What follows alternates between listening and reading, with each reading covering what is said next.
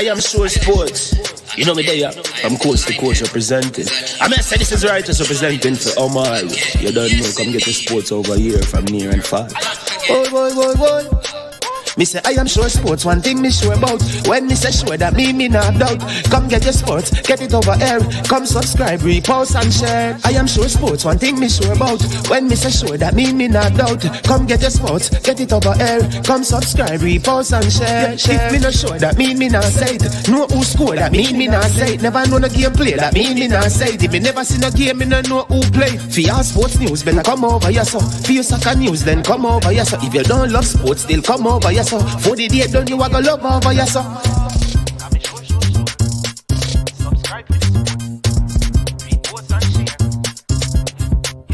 So when it comes on to behavior concerning football, Jamaica is decent.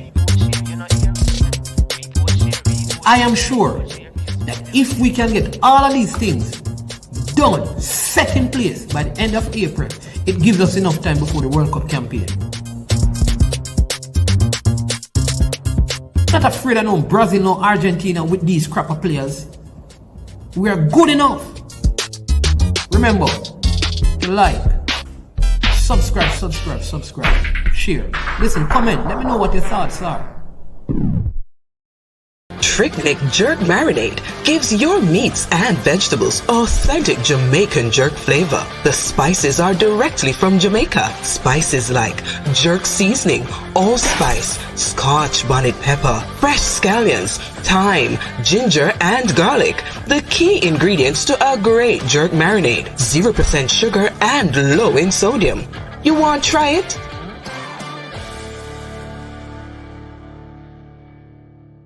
Made up of 18 Jamaican herbs and spices, add delicious, bold flavor to your next grilling experience. Flavoring sauce, a marinade, basting, condiment, or topping. Trick Nick Jerk Barbecue Sauce.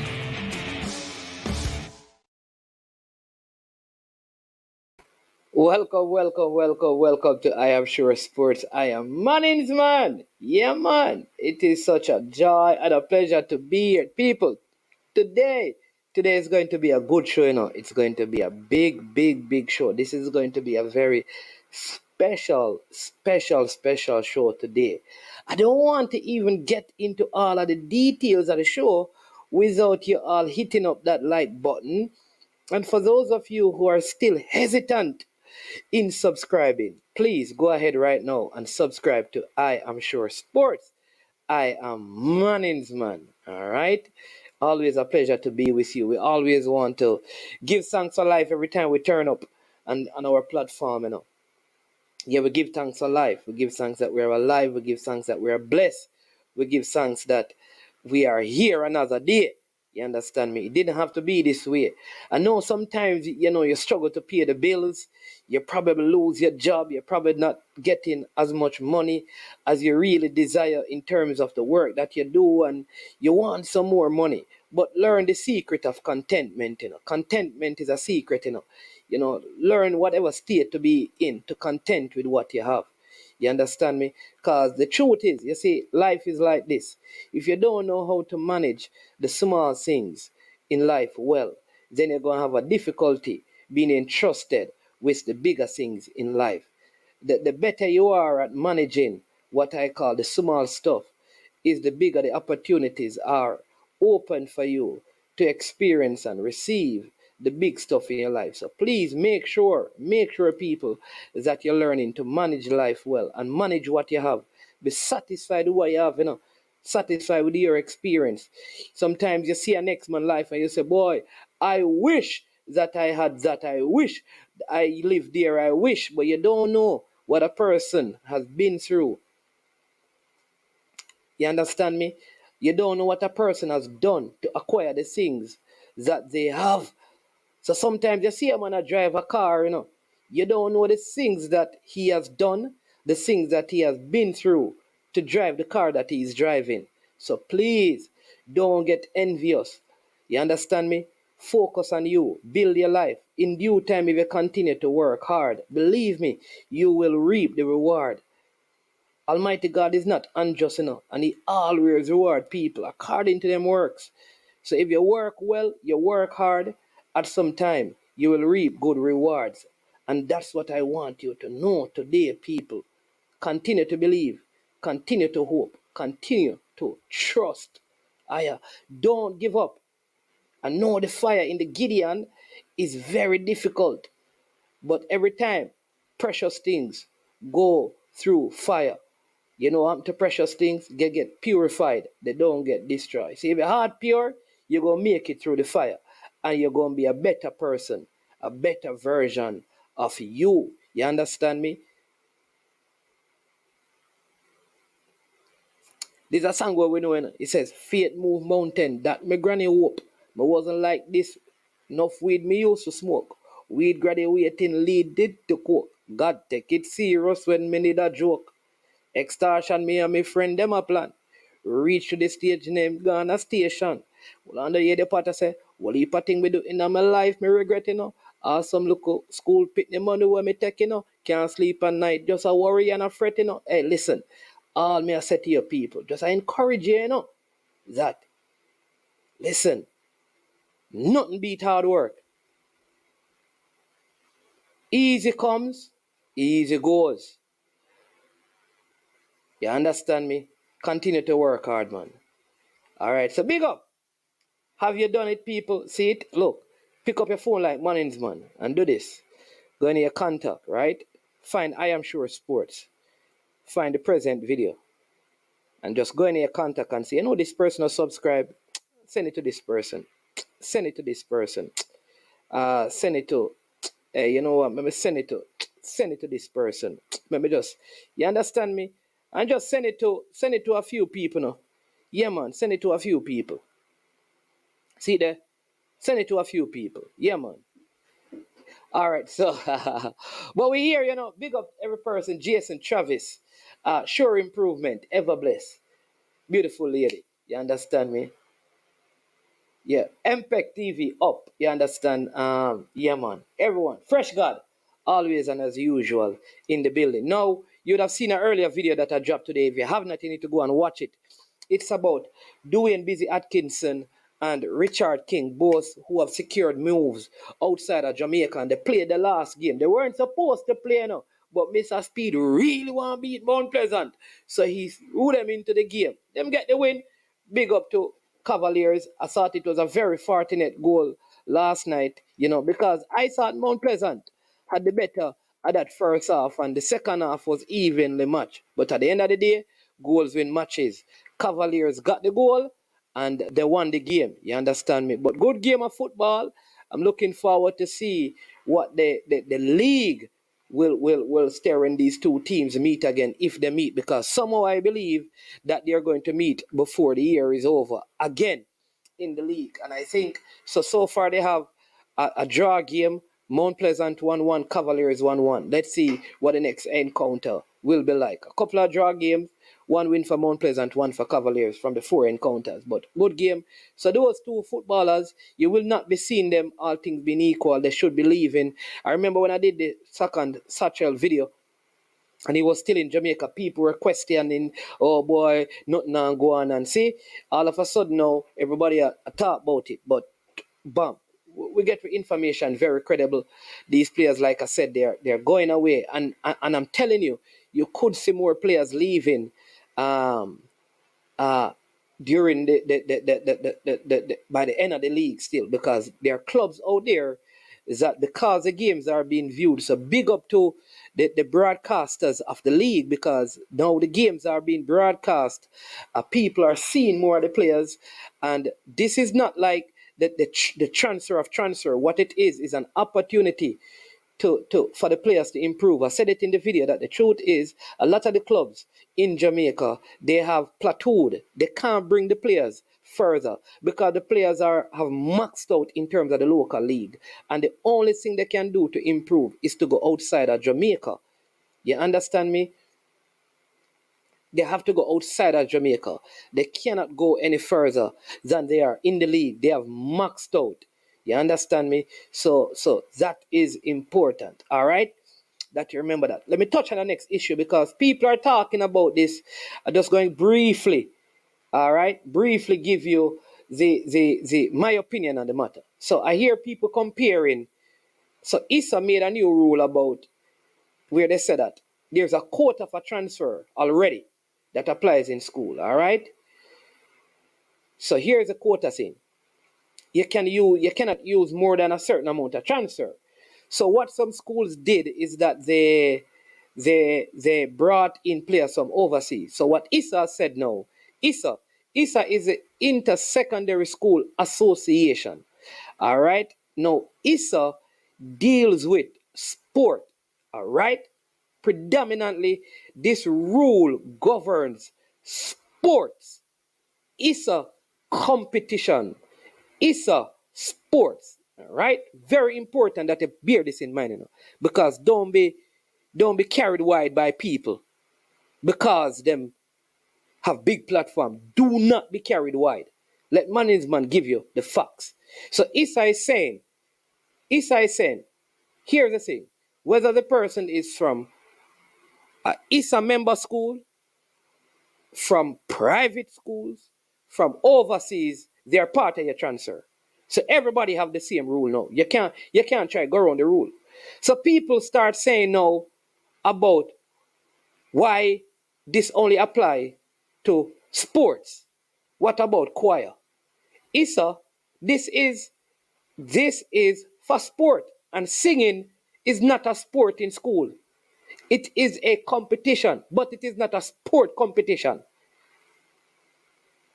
School challenge quiz is not a sport competition. There are specific things that make things a sport. Debating is not a sport competition. It is a competition, it is not sport. JCDC dance is not sport. So we can't compare and say, well, if they must have that for sports, then they must have it for choir, they must have it for dance, they must have it for art competition and poster competition. They are not sports. Right? That is the big distinction. It is, the rule is governing all ISA sports.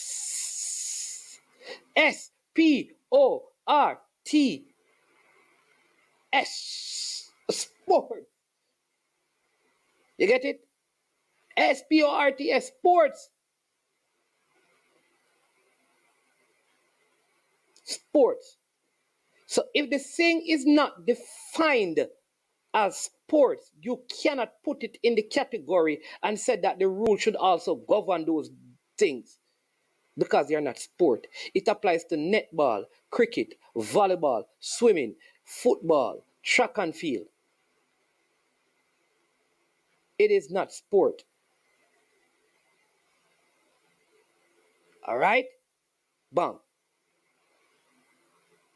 You don't need to have a quota rule for people who enter art competition at your school.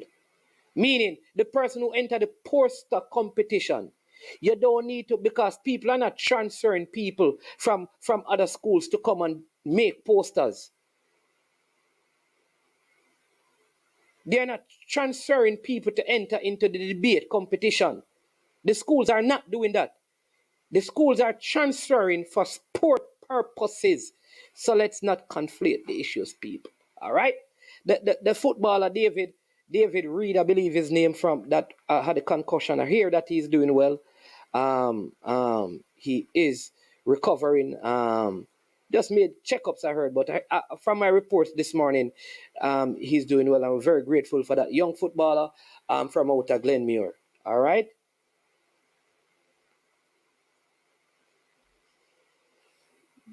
Understand me?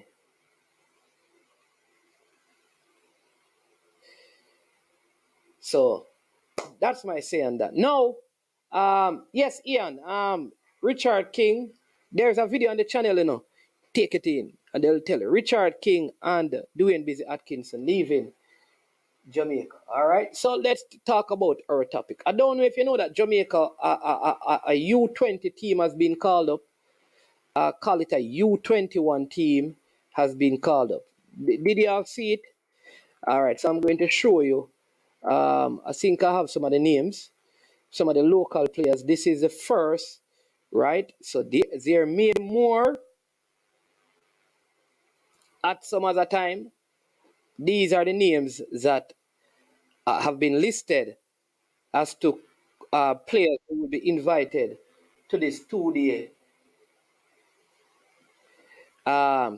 camp, which is now being led by the should I say newly appointed head coach for the U20.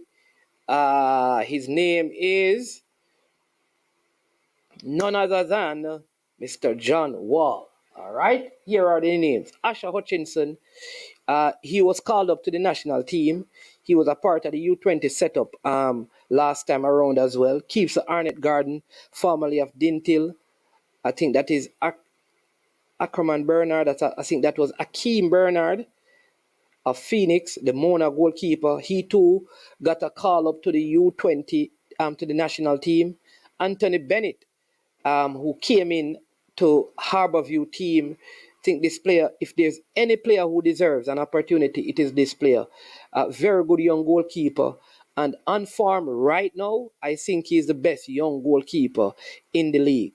Right now, in that age group, and this is my opinion, people, Anthony Bennett is the one showing the best form right now.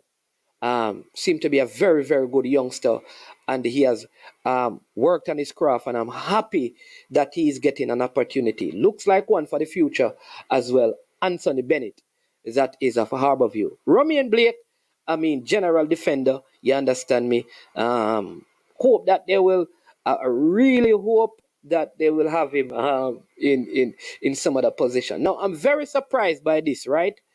I'm very surprised by this call up.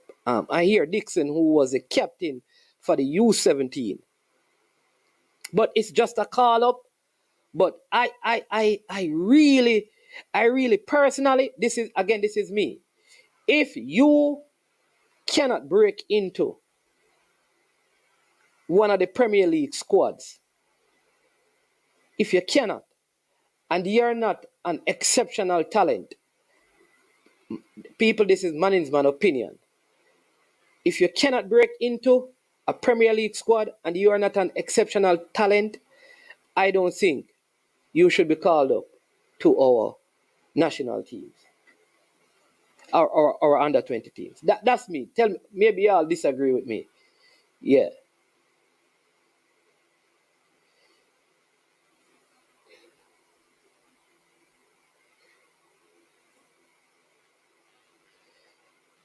So that is the first thing I want to say. You right?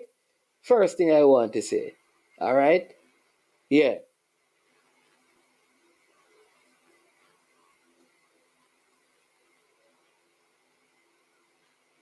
Yeah. All right. So that's it. So I am surprised that I hear Dixon, because I hear Dixon is, and maybe he's listed at Mount Pleasant because he's going to play in the tier 2. Now that would be a different thing. Devontae Hodges, don't be holding. Cool, playing in the league, played for Clarendon. David Edwards, don't know how much game he gets at Waterhouse, but in the Premier League, Christopher Ainsworth, I think he has been having a very, very good season. Same so Amario Henry, when they have played. Jerome McCleary is one of those Cavaliers players, unsung heroes I call him, doing well as well. Malachi Douglas, good footballer. Kaheem Dixon, I haven't been seeing a lot of Kaheem Dixon, so again, this is surprising. I was wondering if he's still around, if he's still in Jamaica. Haven't been seeing him around, so kind of a little bit surprised by it. Dujan Whisper Richards, he's there. He was a part of the national setup, but I am wondering though, is he playing any football? Because to go into this competition, it can't be training alone. Yeah, we cannot afford to bring players into competition. So I hope he's playing. I don't know how that is going to work. Same thing with Cleo Clark. Cleo Clark didn't even finish. And this continued to be the reason why people cuss Jamaica football. Cleo Clark didn't even finish the schoolboy football season.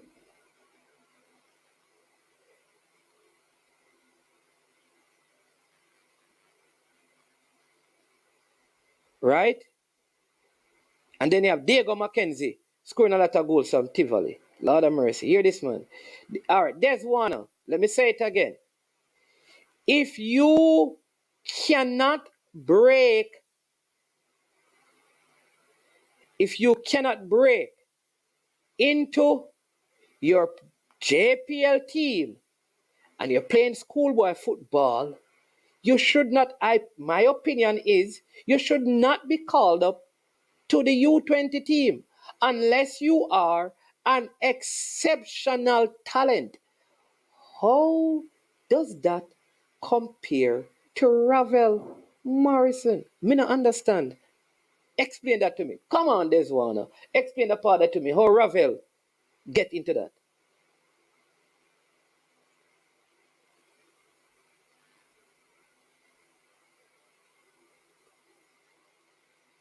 What is my concern? Did I hold on. People.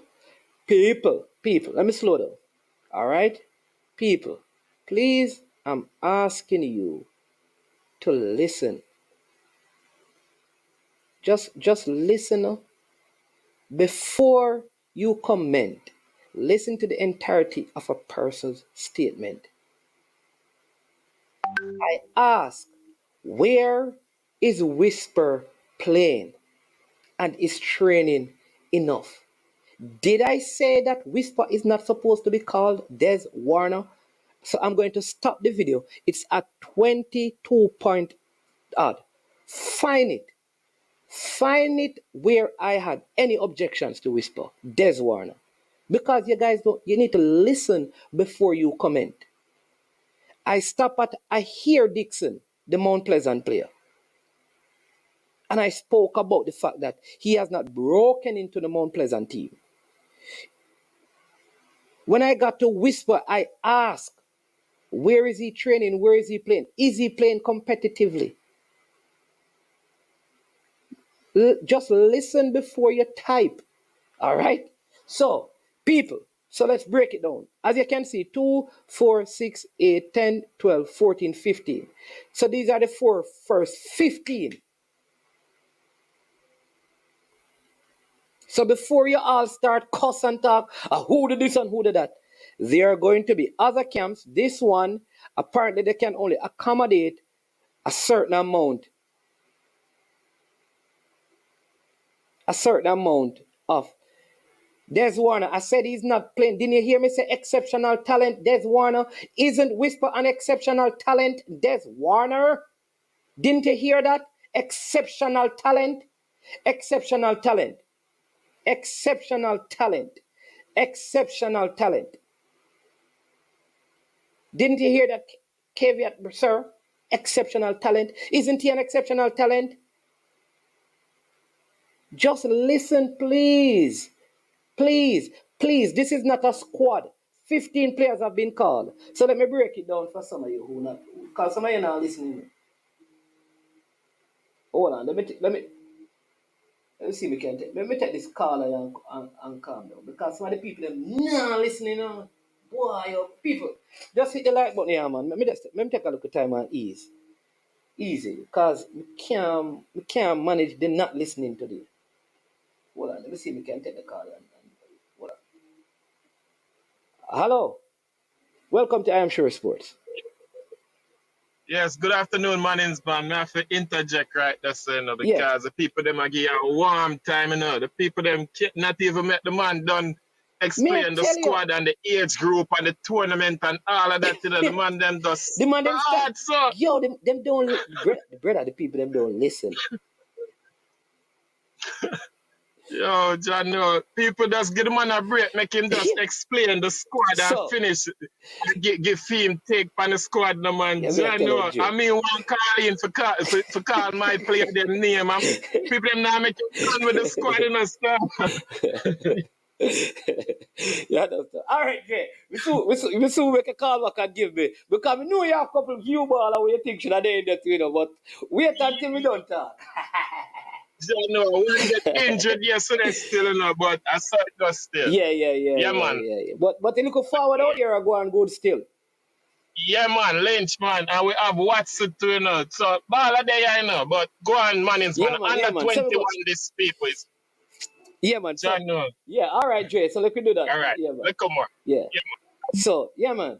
So so right. So there are 15 players. There are going to be other camps. One, and there's a whole lot of the players from last season, the last U20 who will be in the team. So, for example, the Delano Splat, Dexter Lembikis, well, because so what is going to happen is that some of these players who will not make the Gold Cup squad, let me say it that way, will be in this team. So you have like Dante Casanova, you know, they have their documentation. Delano Splat have their documentation.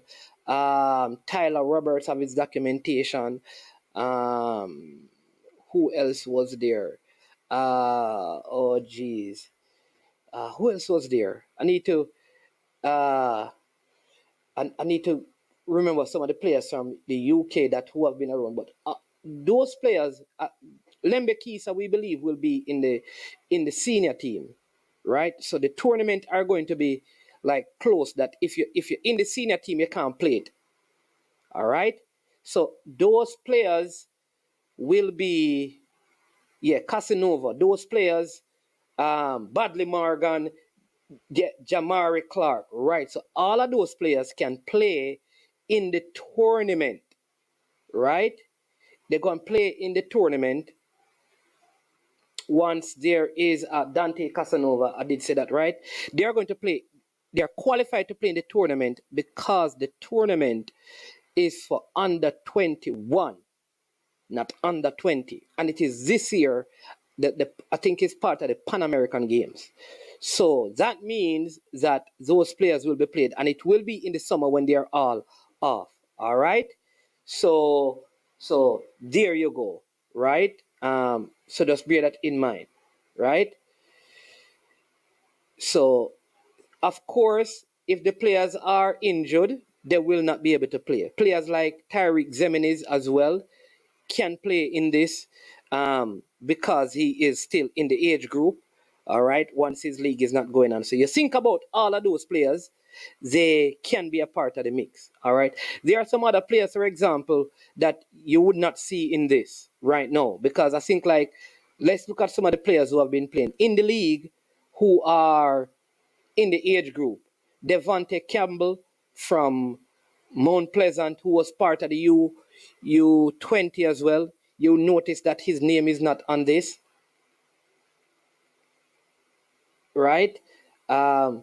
The other one is you don't see like Burkett, Brian Burkett, who plays for Dumby Holden. His name is not on this. Tyreek Gowie is the next one whose name is not on this as well. I am surprised that because I see Bernard from Phoenix that I don't see what his name Donahue Mackenzie name on it because he's still in Jamaica. I understand. Krista J. Daly, I think Krista J. Daly is above the age. I think Busy, Bicknell, those guys are part of the team as well. So all of the Kobe, you have Kobe Thomas now, even some of those players now. So it's a lot of players, right? Because remember, you also have Kobe Thomas, um, you have the Beadle, some of those guys who came, I would say to Coach John Wall, Donahue Mitchell. Yeah. Mitchell. Donahue Mitchell is his name, right? Zion Scarlett, right? K-Roy Anderson. So it's a lot of names. So this is not going to be an easy team to make.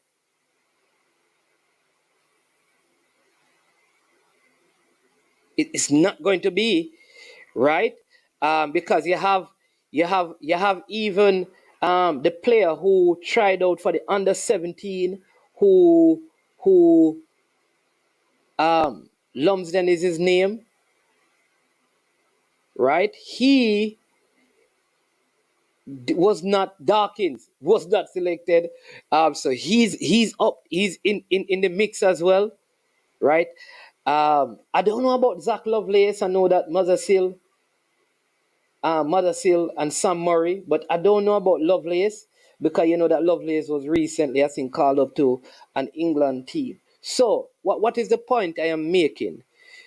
It is just 2 days, right? But expect to see, and remember, after the last U20, the chairman of the technical committee came out and said that at the U20 team, they're only going to be using players playing at the professional level.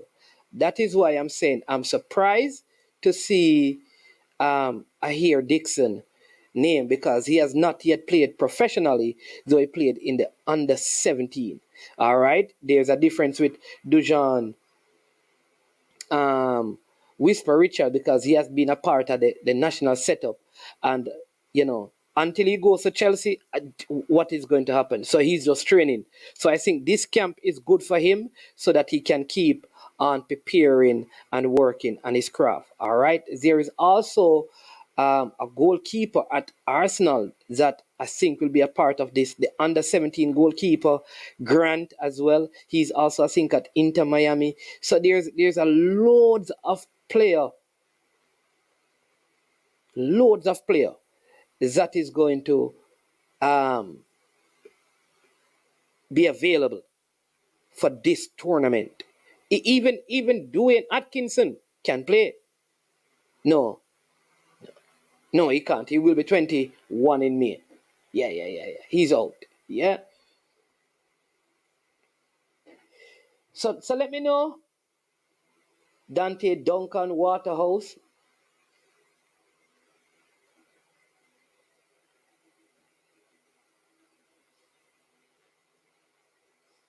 Yeah.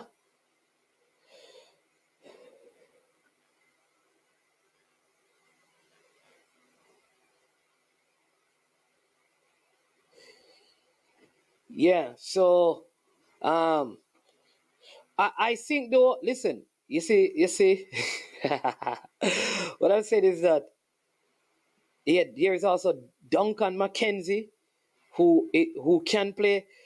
Um, Christopher Pearson. So all of those guys can actually come back and play because the tournament, like I said, is this year and they played last year, and it's under 21.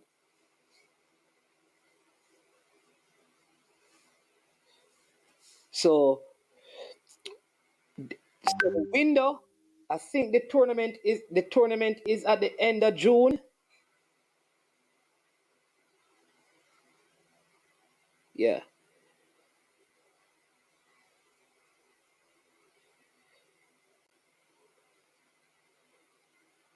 the tournament is the end of June.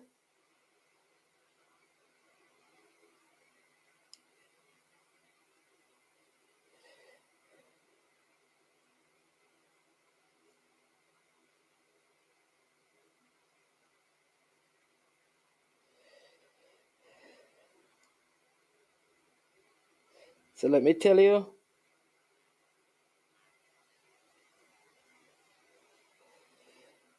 Yep. Yeah. So the qualification tournament, I believe, is the end of June, and the Pan Games is in October, November down that side.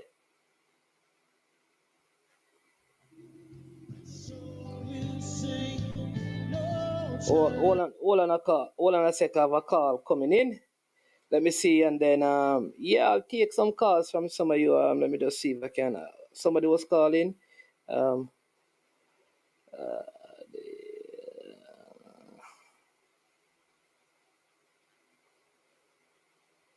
let me just do this. Hey, persons today, if you cannot, right? But let me say it again. Some of the players will not be able to play in this tournament because you cannot play in this and play in the senior team at the same time because the Gold Cup camp is around the same time. All right. So Just think about that. Think about the players that you are saying to yourself, this man should be in the national team. You cannot then put their name down to be a part of this tournament. So hope we all just keep that in mind. All right, keep that in mind. All right. So those are some of the names. This is, like I said, the first camp. It is not the only one that is going to take place. Um, yeah, so there's no need for any negativity, I think, because I want everybody to get a fair shot. You understand me? Um, yeah, it's not trial. So obviously, it is not a trial for some of the players, because I think the players who were called up to, and I know sometimes you see it like that. The players who were called up, for example, to the senior team and impress the coach. I don't think they are coming into this. Okay, let me try and see if I can make the team. But you have a new coach who is John Wall. He's a person who is going to be leading the team. I personally believe that you can't just dismiss the other coaches. They have to learn. So I think, like Coach Marcel Gill, Fuzzy, his team is doing well in the league. That he should also um, be around the team so that he can learn from his mistake. John Wall is the head coach, but I don't see a problem with the local coaches being around some of these professionals and learning the game and learning the craft and improving. You understand me? That is how I see it. Right? Rob, I don't get all of those details, like who will be playing, who will be paired up with, and all of that. All right. So, yeah. So, by the camp next week, we'll be able to. I am trying as well to get Mr. John Wall. Right. I'll go see if we can get him on the.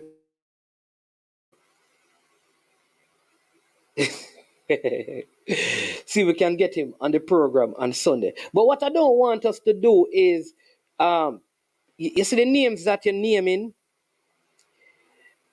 I think in wisdom we have to start operating like this when it comes down to the football.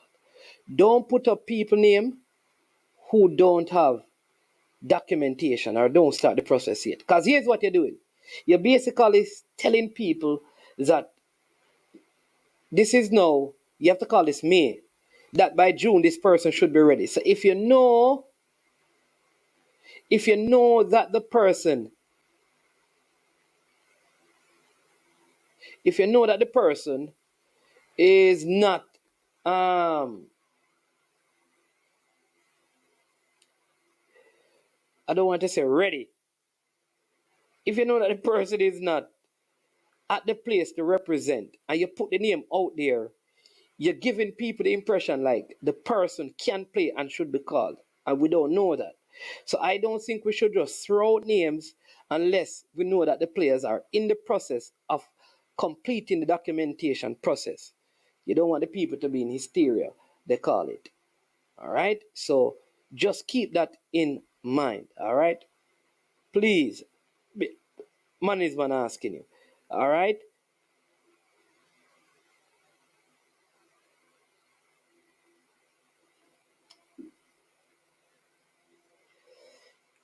There you go. Well, Ian is very credible. So if Ian says that, the person that he mentioned, they have um that is credible information, and that is good, and that is what we want to hear. Now we want them to be called up.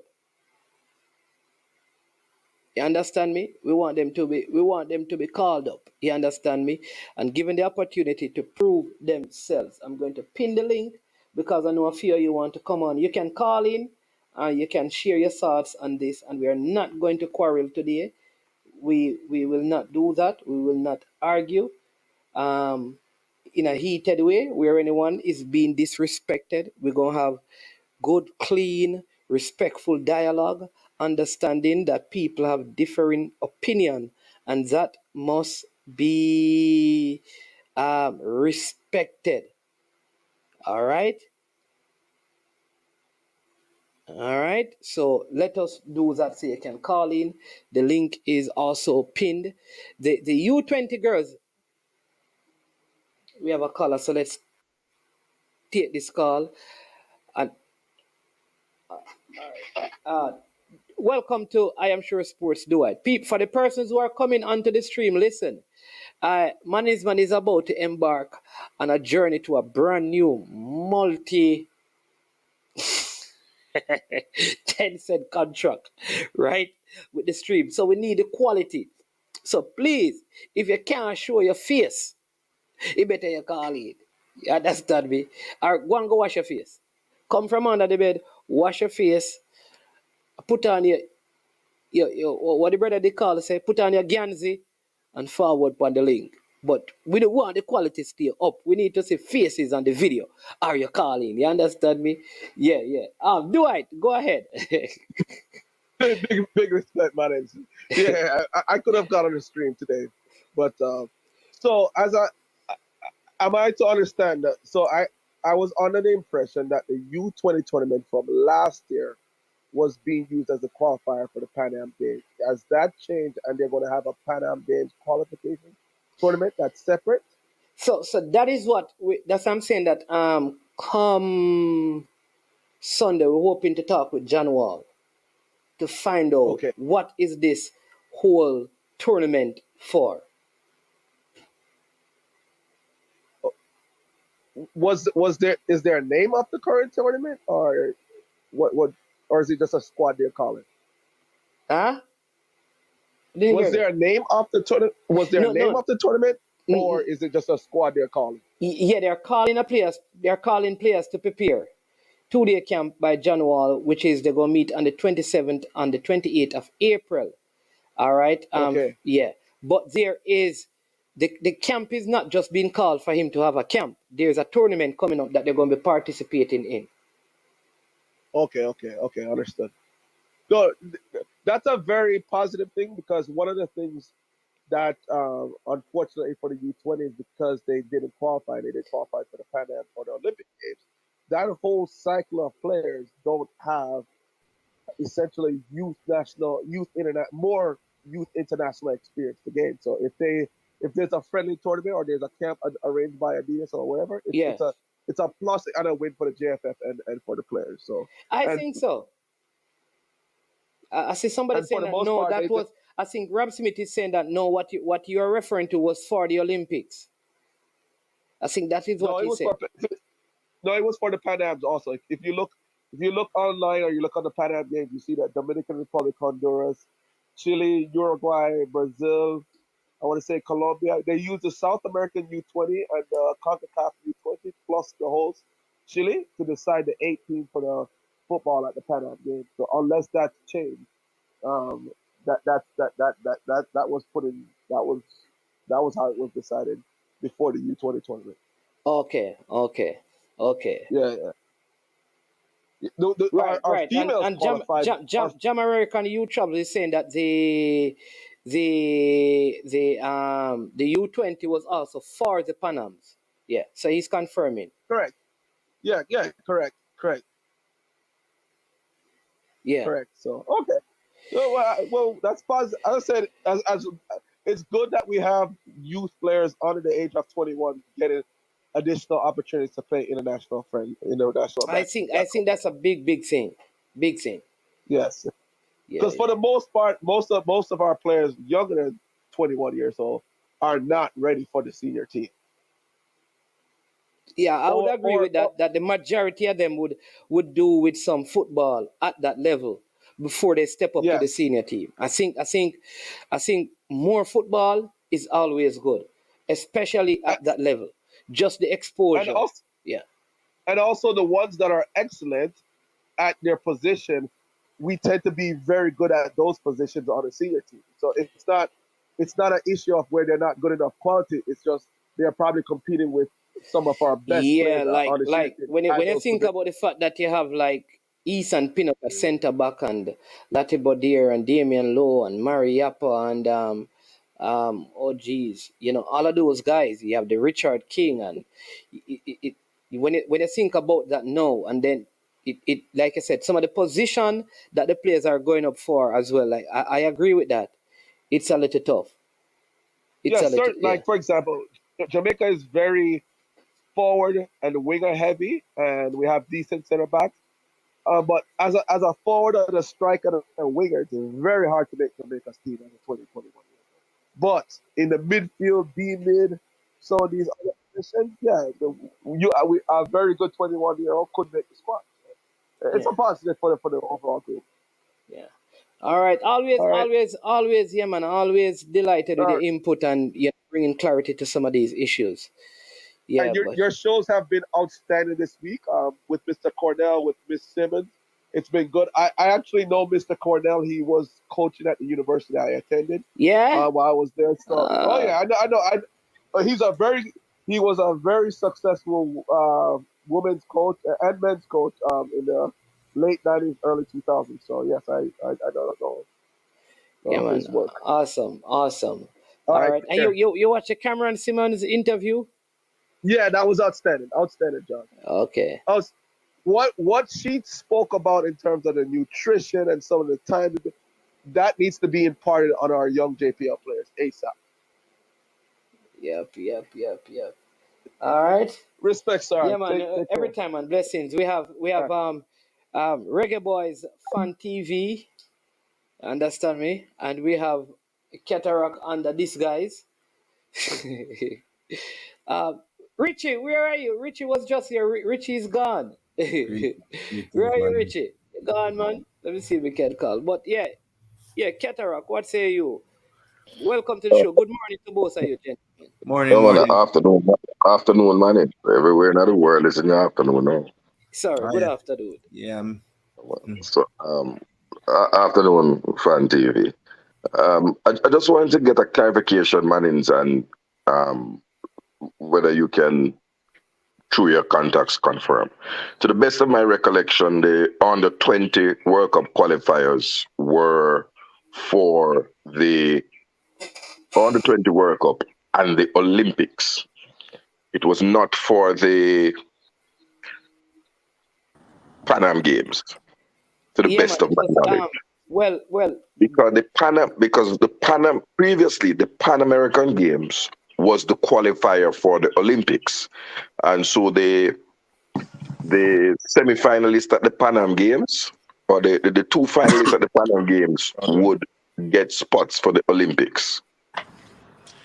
So that's how it was previously, but due to COVID, there was no Pan American Games held between 2020 and 2022, and so they had to find another qualification route for the 2024 Olympics.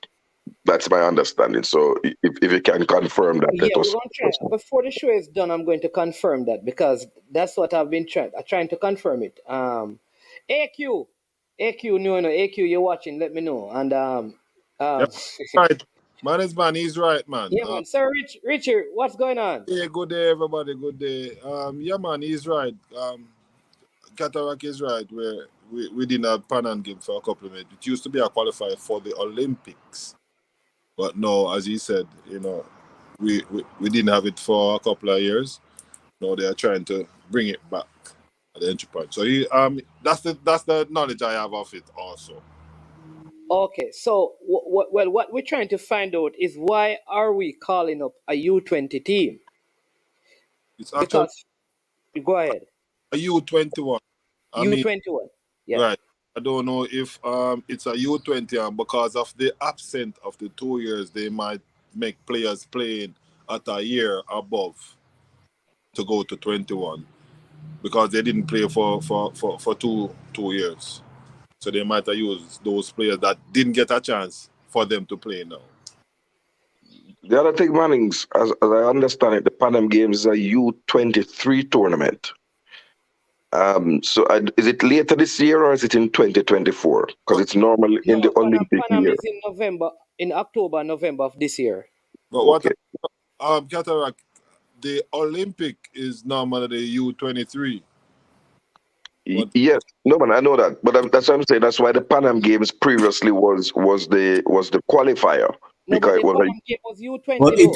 it eventually become the under 23 when the world under when 23. And what would happen? But so the reason why, for example, you would take under 21, and this is just me speculating now, which I might No, probably should not do. it has never been a U23, man. But at the Olympic, I think the women one At is a Panam, U23. The Panam has always been U22 or U21. no man, I think it's there's you. U22. It has never been U23. Well, I could understand maybe. So I won't speak on what I don't know, but I think the reason why it might have been U21 is because the Olympics would be the following year. And so you would so you wouldn't want a player who is 22 years old this year going in there and then not being able to play in the Olympics. But we can do research, so it's not good to speculate in this thing. Yeah, man. But what I would say to people is calm down, calm down, calm down. The squad has been assembled, but my question really to Manning's man is, can you indicate to us what are the restrictive factors that would limit an initial squad to 15 players? Because the rooming at the Horace Burrell Center is supposed to be able to accommodate up to 30 players in camp. So if you could just let us know what the extenuating circumstances are. All right, so let me just give you what this is saying. All right, this is saying that Jamaica qualified. So there are 16 teams. Jamaica has qualified on the women's side, but not on the men's side. All right, that's what this is saying. All right, and the Dominica Republic has qualified. This is what this is saying, but I will check it out to make sure that it is correct. I think because Jamaica is the top women's team, that's how we qualified, and then the Damer could qualify as a top Caribbean team on the male side. So you have Argentina on the male side. You have Brazil, Chile, Colombia, which is what Dwight was saying, Damerep, Honduras, Mexico, United States, and Uruguay. And then on the female side, you have Venezuela, United States, Paraguay, Jamaica, um,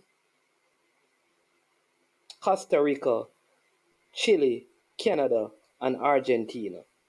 So you say there's only 2 groups of 4 then? It's not going to be the normal 4 groups of 4 at the, because what it would be, is that the maybe by the virtue of being a quarterfinalist would have been in the last 8. And I thought it was in the previous years the 8 from the CONCACAF and 8 from South America, and it was 4 groups of 4, and then they played the Pan Am Games. The Pan Am Games. Yeah, that's how it has always been. No, I recall. I can't tell you always, but I recall the last time I checked on it. But maybe I was incorrect. It was 4 groups of 4. Then I'm going to check. Don't worry. there was a quarterfinals, a semifinals. I'm going to call and get information and just clarify it. Which, if you remember, is gold, silver, and bronze medal they're going for, right? So the semi, then there will be a third place playoff. All right, what I'm saying, let us not speculate. So let us not speculate. Let us get it. But what we know, let me just work with what we know. That there's a squad that has been called up, and initially it is 15 players, right? I think that may be cataract. I'm not sure why 15 players at this time.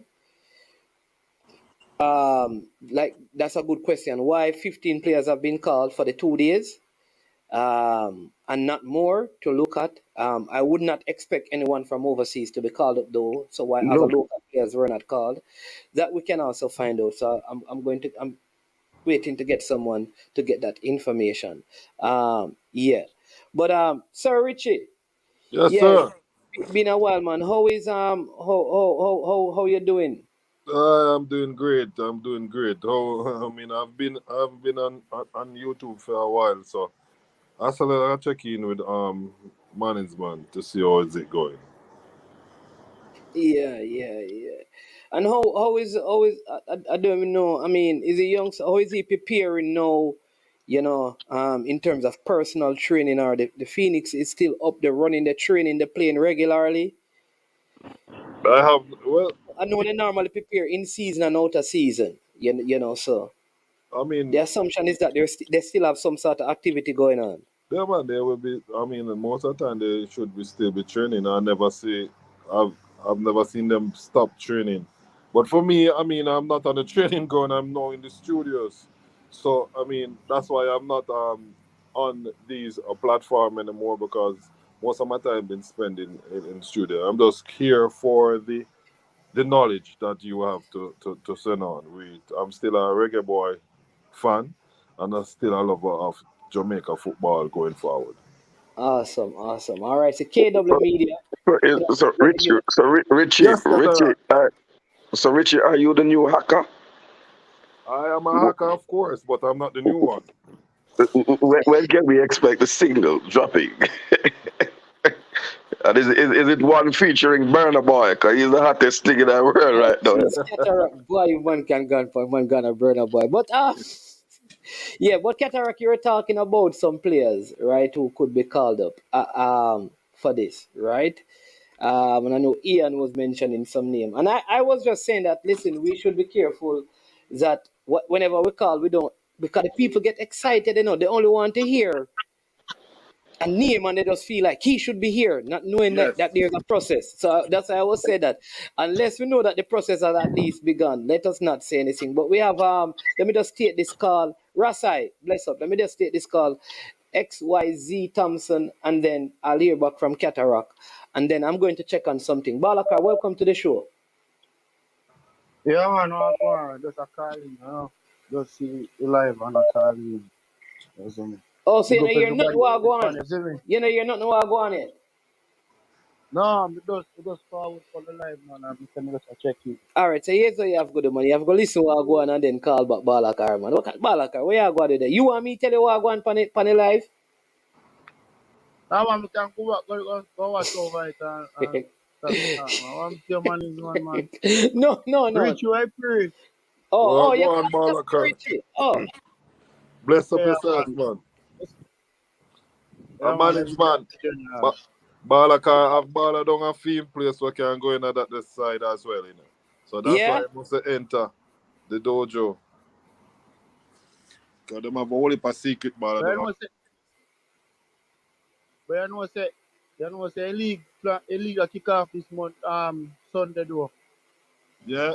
Them not have to come the opening, man. Me gonna come, man. Yeah, man, league a kick off Sunday, man. But Tuesday we have match. Yeah, man. Me gonna there down there. Cataract, big up yourself, same way Cataract. Big up everybody else on the panel. As you know, I know the next big man on the panel. Yeah, man. Balakar, so let me take some more and then you just listen up and then you call back. All right, when you hear one of your ball name, them get mentioned. Yeah, man. All right? Man. All right, Balakar. Yeah, man. I have hope for world peace. Balaka will be attending a football match in Welcome to Jamaica. I Am Sure Sports. Yes, man is man. Again, again. Yeah, yes, RD. hmm Yeah, this under 21 side. What is it for? Um, at majority of the competition, like the under 20 and the under 17, like competition finish. So what is this camp for this under 21 side? Yeah, man. That's how we just said that we're going to call and get the information on it. Because we were saying this for the Panam game, but when you look at going through the qualification for all the stuff at the Panam game, and it looked like the qualifiers have been selected already. So we did say that, all right, let us call and verify why are we having this camp at this time, for what are the players preparing. So in the next 10 minutes, we'll have someone, yeah, Okay, and another thing before I go, man is man. yeah, man. Yeah, you have anything on Reese Nelson? Reese Nelson, except that he says we're trying to get in touch with him, and it's very difficult. The persons that we have, apparently, they are certain. You have to have a certain level, entrance level, to get like into the, the Arsenal area there. But we have persons trying to to basically get in Oh, touch. Yeah, get in okay, touch with him. okay, But okay, I know that we want him there. You understand me? yeah. Nobody can verify yet that he wants to come from our information, but you have seen indications. So it's always good to interact with him. And so that is the plan now, that we're trying to get in touch with the player. And there are many persons on different angle doing it. I know that there are persons planning on even going to the United Kingdom, going to London to have, to try and have conversation with the player. So hopefully by Oh, next week we'll okay, know if he has a desire and an interest to represent the country, and then okay, from there, I doubt we will see him at the Gold Cup. However, I don't think, given the time, okay, okay, given the okay, timeline, even if he says yes, I'd want to play for Jamaica, I don't see that happening for Gold Cup. Even if he says, you understand me? But there's nothing confirmed oh, that yeah. okay. Man is one. Are you a coach? Yeah, man. Of course. What question there? What Okay, okay, big coach miss to, you Oh, think no, okay. man. Yes, man. We are I'm a YouTube. coach? Richie, don't do that to me. You set me up. You set me up. You No, set me no, up. man. Sorry, Yeah? you don't coach any side, cool, any side or anything like Yeah, that. yeah, man. I coach, man. I've coached. And I what kind coach. of man I still coach ask? and win competitions. But I haven't. Okay, okay. I've stepped away from that, and yeah. The reason being, why I asked you this no management because my lady, she's a designer in America here, Yeah. and she designed jersey and everything like that. So But you know I what? was wondering, You don't want to yeah, talk to coach about Jersey. The You admin, want to talk to manager. yeah, admin. Yeah, I forgot Uh, admin. but, yeah, me understand, but for the first, would I just go to some a free sample first and stuff like that, and different design, and if you don't like it, then yeah. uh, okay, all right, not a problem, man. I'll be back in the States for a very long time soon. So I don't know if you want to do it when I'm there, or you want to WhatsApp it to me, and then we can. Yeah, I can show a couple of Y- persons. Yeah, man. Yeah, so you can send it to me via WhatsApp. Yeah, man. Yeah, man. That would be good. Yeah, man. And Cataract, my lady said, are you an Eskimo? She asked me if he's an Eskimo or she know his father ways. You miss the comment section. As I said, I'm supposed to be in Brownstown today, so the rain a throw. Base of the stitching up, so I'm in a killing mood. And that Okay, leaving my head back careless. You okay. understand? So me cover my head back, but I leave the head back careless. Big up base of the seed, national and Okay, spread boss. the glory All of the right, code. boss. Cataract brawling in a All Brownstown, right, the boss. people. So, bless up on yourself and respect. Yeah, man. I'll be listening. Yeah, man. So, big up But Altia, but the Alden, designer. Should you be contacting Adidas for the next Reggae Boys jersey? Can't Arden, go and leave Cataract alone, No, yeah, sir. Arden, go on and leave Cataract. no. Arden. All it right, boss. Yeah, was Lily Road a center on the man. Okay, all right. yeah, man, yes, sir. So Marins, you were asking an important question before. So I really go on two balances. I look at and I saw a little guy, a little pilgrim in the comment section who loves to call my name. So let me say this. Um, there is no way that all the players who are eligible to represent Jamaica, who are under 23 or under 21, could come here. I know for a certain fact that I just finished my annual research into the Premier League that there are over 140 players who are eligible to represent Jamaica who are under the age of 23. 140. So I don't know any squad that has 140. So we will have a job, or the technical coaching staff will have a job of knowing these players, determining which ones fit their bill, and then seeing if that player is interested in representing Jamaica. So, and I guess half of them might be great grandparents, half of them don't want to play for Jamaica, but there will be a few. And what I think even Manningsman was surprised about when he saw some names running in from persons like Ian and myself. These are people that we are certain are somewhere in the application process, Yeah. Yeah. That's what I was saying. right? You understand me? Um, so That's what Ian said. Ian said that the person that he mentioned would have been there. I say, Coach Barry says that this camp maybe look at a pool of U23 players for senior program. I don't know. I prefer to get information than to speculate. Reggae Boys, so I'm going to make a call and just check on something. Reggae Boys fan club. Our fan Reggae Boys Fan TV. What say you in the meantime? And then let me just check on this and get back. Well, Mannings, man, I'm more optimistic than you are, just the same as you. When I first saw the squad, I was thinking about the other, like, so the players who played in the under 20 championship last year to qualify for the World Cup. So now when I came on the show earlier, I see that you didn't get enough information as it relates to if there was another camp that will be called soon. So I'm just here to listen and get us some more information and knowledge on what you know.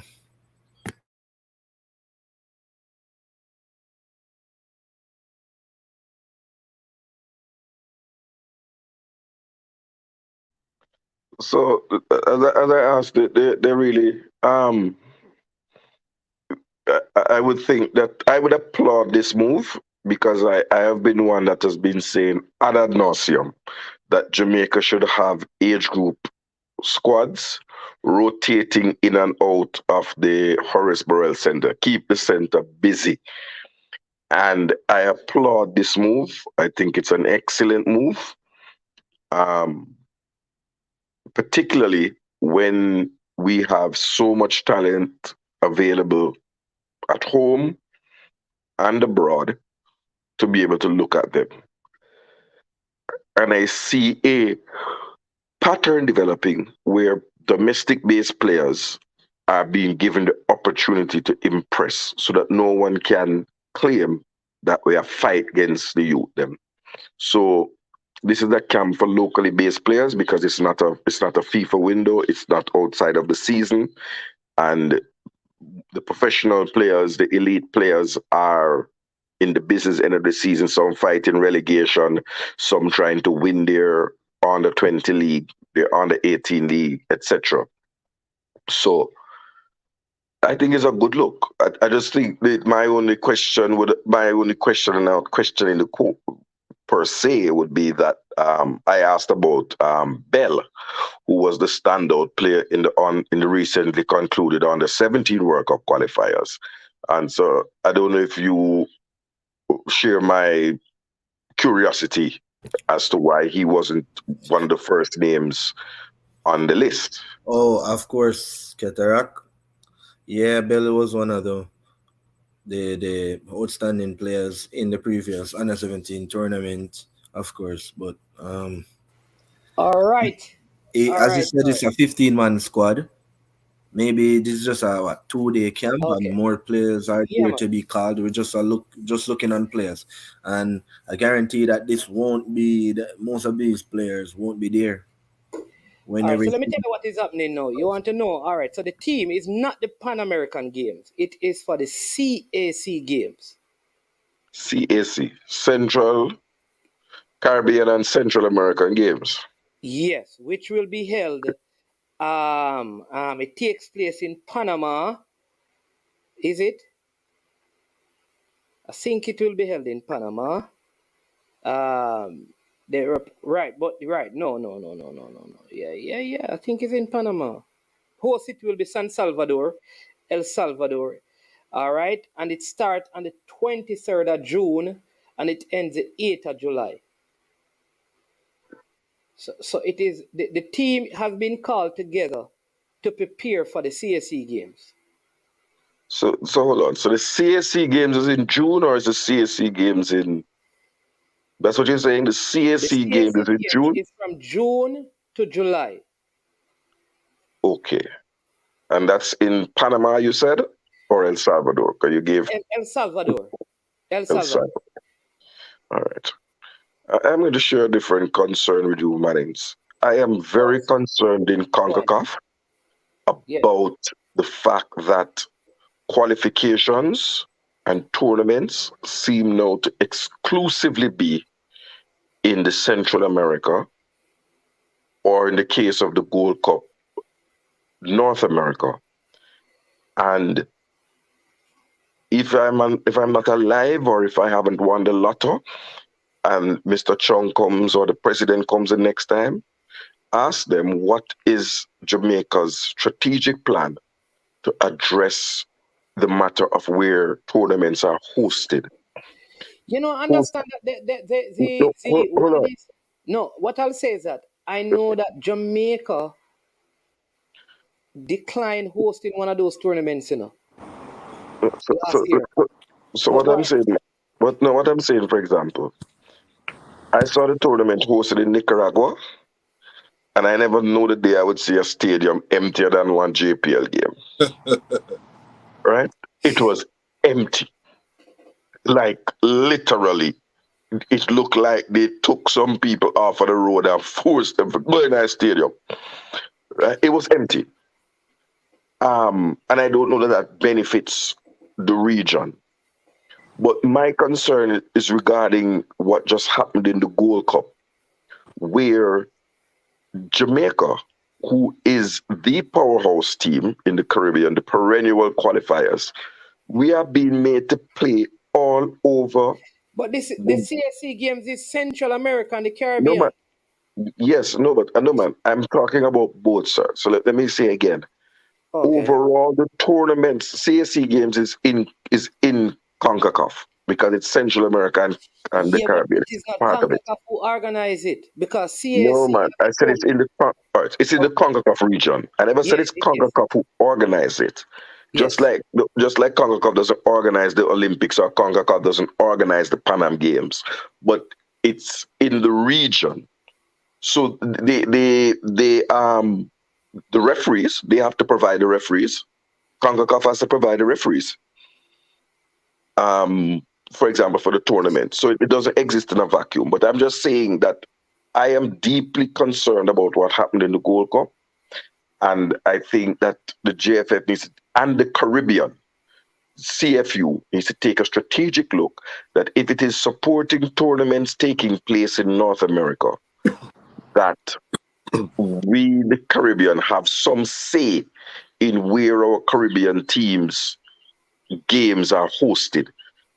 Yeah. All right. So the Gold Cup is. So let's take the Gold Cup. I hear you, and I think it is something that should be spoken of. But didn't Jamaica host Gold Cup games? Jamaica did host the Gold Cup game. One. Yeah. Right. So they have, and so that's it. What we have to ask ourselves is where in the Caribbean, because can It hold on. doesn't have to be hosted in the Caribbean, Mannings. We can Yeah. say, okay, for example, the Caribbean can get together and say, okay, we don't have the infrastructure to host a Gold Cup group. However, we would like the group that we are hosting to be to No, be designated. We are designated Miami as our host city, or no, we are designated New What York. happened, Qatar? cataract. We can't. That's Cataract. what happened. It's just like saying that. Listen, we are South America going to the World Cup. We are going to designate where, No, where, sir. where, where. You can't do that, cataract. No, But no, sir. Cataract. That can't work in the boat. But go ahead, still I make your point. like I said, Hold on.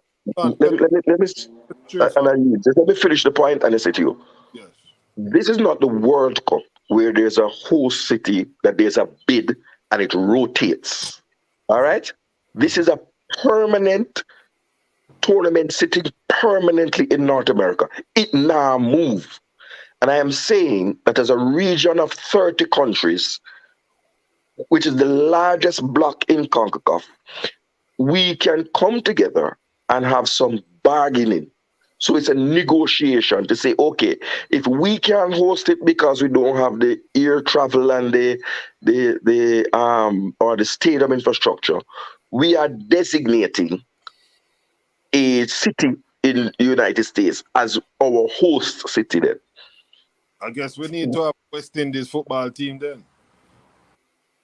No, man, well, no, because in football they break right down to the granular level. But if it can't work on Qatar, because I think outside the box and I just don't sit down and lament a problem. But if now we are going to, when we played in the Gold Cup, when I made this recommendation first, everybody jumped on my case because we were playing in Orlando and we figured that there was a Jamaican diaspora there, rate 880. Now we are seeing the bitter end of it, where we are in West Blow Wow Wow. Right? Missouri. Mhm. I think if you put that in a spelling bee in Jamaica, everybody stump. Or in a school challenge, we don't even know them places. But yes, listen. And what could be the benefit of having? What I'm saying to Cataract is that I hear what you're saying, and like this, the conversation is not going to end. And here's why: because they aren't there other Caribbean teams playing in Florida. Yes. They are. Haiti lived in Florida. The whole of So Haiti. what you're trying to do is advocate a case for Jamaica Yes. because the other Caribbean team are playing where you said the Gold Cup supposed to be played. So So my, that's what I'm saying. So at the end of the day, what it really boils down to. All right, look, listen to this one. Remember, this Gold Cup organized will play preliminary rounds will be played in Fort Lauderdale with a large Caribbean population. Most teams playing in the preliminary round is from the Caribbean. so So man, the Jamaica case, me understand because me and you want the Jamaica game. You're right. Me feel the same way because to travel from Chicago, Midwest to Missouri to Santa Clara. Then if you're from Santa Clara, if you go through to Arizona in Glendale Stadium, is a next travel. Then to Las Vegas. You understand me? To me, it seemed very steep for Jamaica, but but go ahead, Richie. Let me hear you. yes. Just to say this, you're correct that we would never done this conversation to where we're putting it. But what I'm saying now, Cataract, we are on this list about these list of players and this tournament that we are going in. We don't reach a part where we are talking about where and when we are go. We just talk about these players, and you mention a player, Jamani Bell, and you have a right to mention him because he was the standout player in this under 17. And if we are Yeah, going forward, we have to always have these standout players in and around the team in a them age group because I don't think there is no other player other than Jamani Bell that can find Dojan Richards just by just if he had that player, it would show more of his class and how he can perform as a player. And that's my belief for just have them player there in and around, give them the setup, make them come on, even to be part of yeah, the squad. yeah. So That's a big call, the Jamani Bell. I totally forgot him, but that's a very good call. yes, Yeah. man, you have to because we have to. How we going to build a golden generation? How we going to build it if we're going to always wait your turn, little man, or Yeah, but the is truth not ready? is, what I'll say to that is that the tournament is in the back end of June when, like I said, most of the players will be released from their clubs in Yeah, terms of summer window. the summer. So yeah, And about the clubs, because what about the clubs are the players that want to break into the first team of their clubs, and the clubs are going to go on summer tours. What about those players? Well, that's going to be because at the end of the day, I think those are personal decisions. Because Right? if you get called, so somebody can tell me, I'm going to get to T-Gut. If you get called to play in the CSC games, you may think like going on your club tour to break into your club team is more important than the CSC games. But I don't think, I think the players have to make that decision. And that's how I see it. You understand me? And I would not fault a player if he has a contract situation and yeah, I don't know. I like a contract situation and he has a CSC game. He may be saying, if even if we win the CSC game, how does that help me? But I don't know. It's a tough one. I guess every player have to make that decision based on their personal situation. That's how I see it. I don't know. Maybe But everybody is different. all right, so here is it, your personal situation.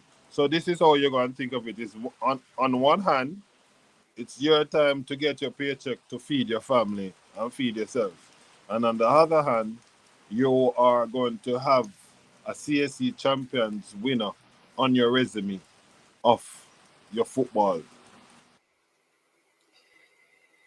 So how you which one of them I mean, you have to think about it as you go by.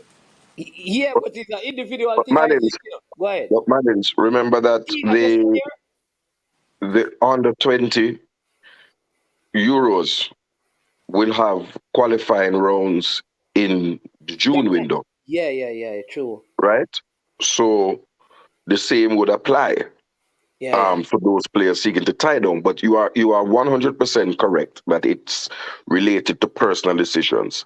And I just want to clarify for the public that Jamali Bell is not born in England. So you see, Cataract does know about Jamaican players and does advocate for Jamaican players. I advocate for the best talent, just in case people were confused. And and again, I'm not going to tell John Wall, but what my comfort level would be to see the entire local base, domestic base under 17 squad and the domestic based under 17 players looked at by John Wall and taken through their paces. But But I'm saying that from that under 20 team, oh, let me just remove this. From that under 20 team, the captain has been selected. I think he's the only one. Right. I Right. hear Dixon. Right. He the was. under 17, you mean, the under 17. Yeah, But so he's the only one from the under under 17 17, team yes. that has been called up. So what I am saying is this: it is 15 players, and I understand that there are going to be other camps. So the player may get called up. But what I also know is that a lot of the players who are because all right, so I'm not saying that and Bell should be given the chance, just like I called Devante Campbell. But when you think about like the Delano Splat, the Dante Casanova, But the it yes those are overseas players, though. We're talking no, domestic. no man, I hear. But the point I'm making though, when you're selecting 20 players for under 21, the Euro under 21s, generally, people select players that are 21, 20, and 19. They may go down to 18. They really go down to 16-year-old, except when the player is exceptionally talented. Look at this, because the best. Many people believe that the best player in the under 17 team didn't go to the tournament. Right. Correct. He didn't go. Which He just is recovered. But no. his brother is Ja- in this squad. His brother is Javin in. Williams. Javin Williams, because he was the one who had the knee injury. He just finished the tour with Kingston Football Academy The in Kingston Holland. Elite. Yes. Huh? And he was the MVP again. 6 feet odd centre back, but he had a knee injury. So I don't know, but I hope they all get a look in. I think Bell is a talent as well. So Mannings, you are correct that that Hold in on. general Why I the player. mentioned the Bell incident. Hold on, Kata, real quick. Why I mentioned nobody mentioned Omari Hutchinson. That's why I mentioned the Bell, because it's either who's but we mentioned that who don't make the Gold Cup squad is gonna play in the CSC games. So I mean I think Hutchinson will be in that Gold Cup squad going Yeah, forward. I think so. Listen, if I find it hard to believe that he's available, not injured, and can make the Gold Cup squad. So and I'm gonna throw a cat about the pigeon, but I That's just don't my want to. opinion. But I don't want to lose this point. Um, you are correct, Mannings, that generally for under 21, the players would be 90-20 because you're looking at physical development, Yeah. right? So they would be physically more developed in terms of their physical development and their technical development. However, I'm saying that as a developmental pathway that we are exploring, if you have a room for domestic players and you can't fill it out with under 20, then they have some talking in my background. Then they under 17, at least at the start, even though you're going to probably cut them out in the final analysis, that the under 17 would be the standout players, and I'm thinking Yes, sir. Yeah. The Brian Burkett, Dunston Cohen, No, but and Bell. Burkett didn't go to the under 17 though. No, but he's young. Honestly, I'm in the please. So I guess somebody's going to Yeah, trim so this and he's a put little this bit on older. What Instagram. I'll say though, Cataract, the one thing I'll say is that the players like Jamarni Bell, good for him to be in the camp. But I think because he has the under 20 next year, then the following year, so he has because all the competitions are going to go now, they're going to do them every year. So these set of players, this is like their final year.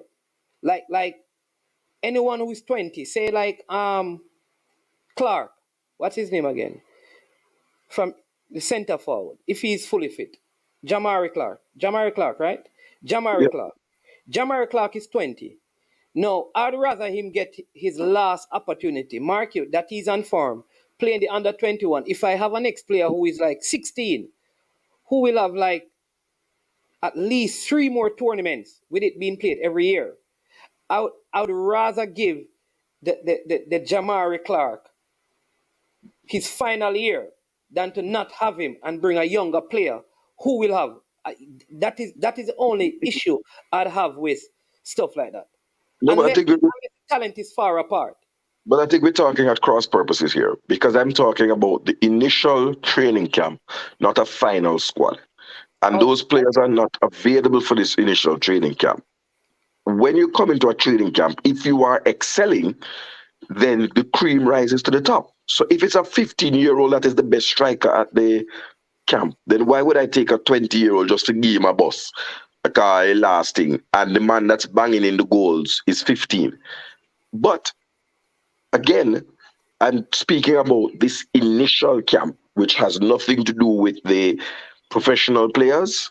These are semi-pros in some instances and amateur players in other instances, and academy players. The other question I would pose out there is that Kingston Academy recently concluded a tour of Europe. I think they were on your program. yes. Um, but unless I'm mistaken, you can correct me. I mean, or those who cut and clip to put on Instagram, you can clip part now. Um, They're I going to clip. didn't see I can tell any. you, they are going to clip that part. We're I telling them didn't. to cut and clip. Yeah, man. I'm thinking there, right? I didn't see any Kingston Academy player in this pool. Okay, so this is what I'm saying, people. So let's look at the logic. So if you notice, they basically picked four goalkeepers, four defenders, four midfielders, and I think they're going to pick. Yeah, let me four. Yeah, I think that is it. So 4-4-4. All That's right. 16 runnings. So there's 16. I think there's a next player that is going to be added to make it 16. So what we're seeing on the list is 15, but I think you're going to end up having 16.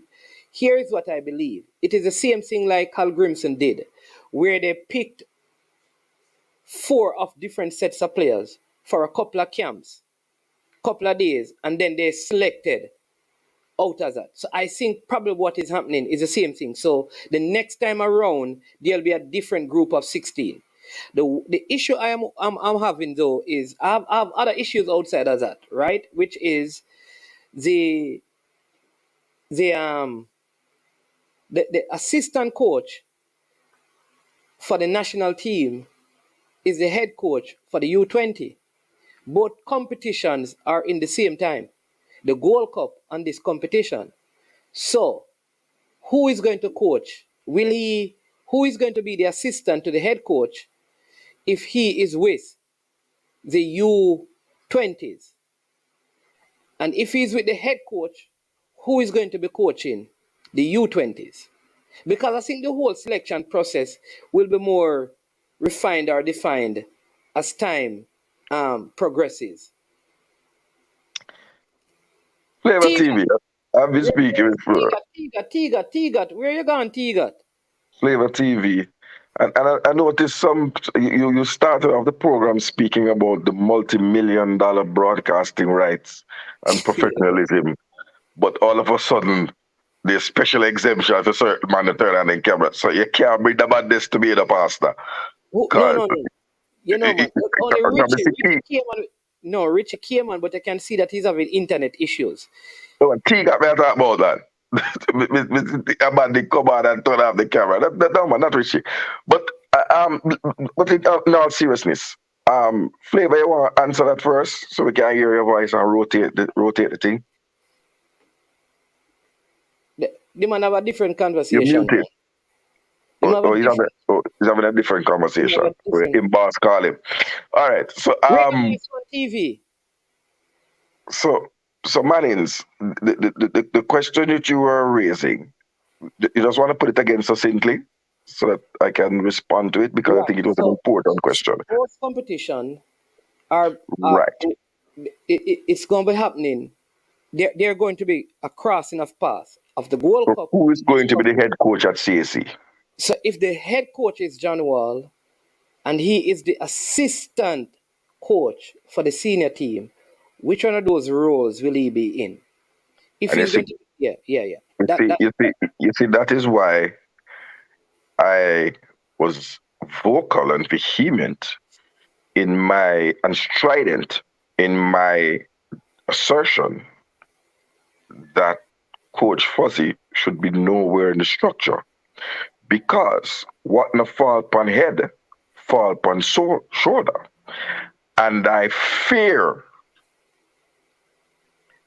that I'm going to see Coach Fuzzy in the dugout as the head coach by default. So you see, everything tie back. What I say to you, though, and that everything tie back. No, everything. So this was. So I mean, let me hope, and I hope that Mr. Speed can answer the question when he's next on, because I hope this was not a backdoor way to give Coach Fuzzy another bite at the proverbial cherry. No. All right. So let me say this: John Wall was announced as the head coach long ago, right? So from the tournament was finished, they said that John Wall, he's going to be the assistant to the senior coach, and he's going to then take over the U20 program. That was said by the technical committee, and then they said that they want to put like Fuzzy and those guys alongside them so that they can learn and grow and improve. Having admitted that some of the decisions in terms of coaching were not the best. I personally believe that some of our local coaches must be around our national program. All right. I don't think it is beneficial in the long run if you bring in these excellent coaches from overseas and nobody local is around them. We can say, well, this is not the best person. We can say, well, all right, if we go have a you are doing what you don't like people to do to you. No, man. So I'm coming to the point. But who said that? Now. So let me finish now, man.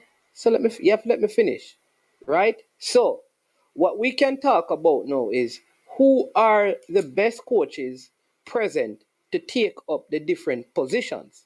Now, I understand when people are saying that, listen, Coach Marcel Gale in the eyes of the public, your eyes and my eyes, he failed miserable with the U20 squad.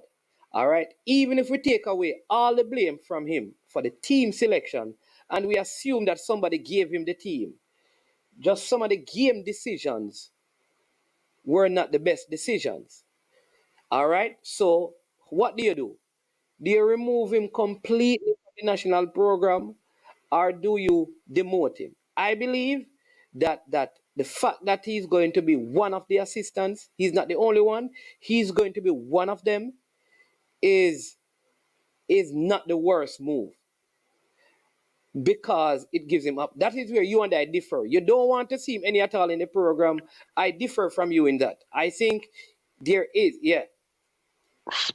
You chose the word miserable. It was a spectacular failure of epic proportions. Of epic proportions. Do you remember the game? 1-0 to Dominican Republic. 1-0 to Dom Rep. Come on, bro. Look, I am not going to tell a man how to do his job. The technical committee needs to find a credible assistant coach who is domestically based to understudy John Wall. And I am saying this as an ultra, as a fan. Coach Yeah, but I'm saying Fuzzy is not a credible. Is but you not also a credible. understand, Keter, but that is what I'm saying, that is your opinion. Yes, so whose opinion am I going to give? All right. So right. I So can't give Flavor TV opinion. no, who is Flavor TV? You keep saying who is Flavor TV? Oh, Flavor TV. No, so we have Flavor TV in the comment section. You know. The You Flavor have TV Reggae Boys Flavor TV, Reggae Boys Fan TV. Well, you have a flavor that. Look here, the way me vex, me confused. Put it on Instagram. Put it on Instagram. Right. Put it on YouTube. Marines, I'm saying, in my opinion, not even humble opinion, in my strident opinion, after a spectacular failure, the coach must be allowed some breathing space and distance away from the national program to how would you wake up tomorrow morning and if you heard that Coach Whitmore was the assistant coach because he failed at the World Cup, so yeah man, we need to have a look. We wouldn't accept it. We wouldn't. So you're asking me? Jerome Waite, who did a credible job with the under-20 when he had it, even though he narrowly missed out. She's throwing out names. So let's know. So fine. So listen, could Jerome Waite be? Listen, here's the thing I know. It's not my job to name coaches. I'm just giving a name. No, yeah, man. So you just call a name. So we don't want to get into the name calling, but let's use the name of the person you call. I don't believe that Coach Gale would have a problem. All right. No, yes, you may make a finish, sir. All right. Sorry, I apologize. Like I'm saying, if they said, listen, we're going to remove him completely from the program, I would not be upset about it. In the same way, if they say, listen, you need to sit and learn, I would not have a problem with that either, which is all I'm saying. But opinions vary. So let's come down to this now. I believe like Ludlow Bernard as well at Harborview do a good job. For the persons who say Lenny Hyde, there is all right. So this is where now what I'm understanding is that some of the coaches, right? Some of the coaches have not yet been able to pass some of the exams or some of the tests or some of the stuff that they're supposed to do. So let me say that there are coaches who on more than one occasions they have failed whatever to move to whether C or B or A. So we have to make up our mind in terms of if a person can coach, but in helping them as best as you can to get past the exam, the test, whatever. They keep failing. Do you still put them in the position though they can coach?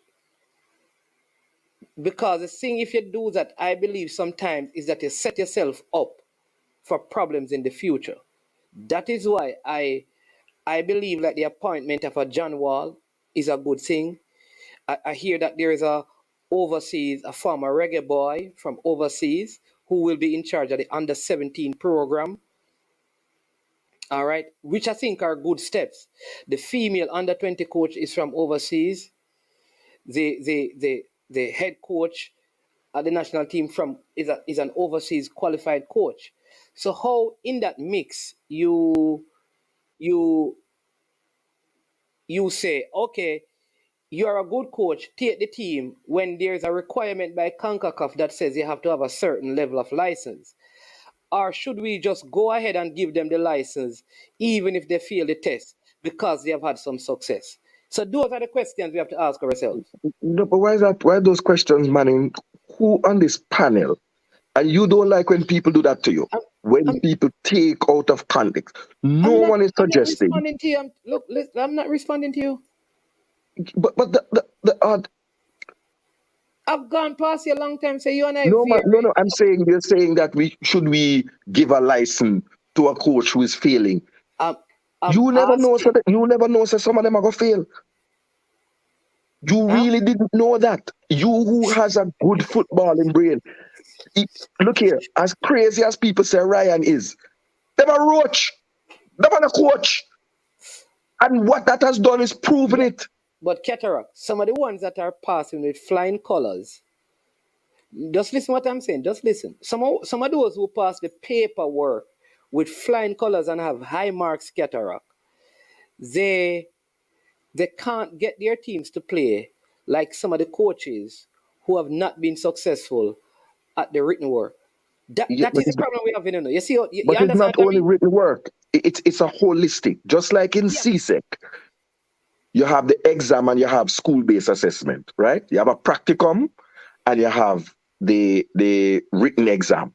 You have to pass both. All right, so Cataract. So how the coaching courses are is that though you go out and do the practical stuff, to do the practical stuff, you have to have a plan, your training plan, your periodization, all of those things.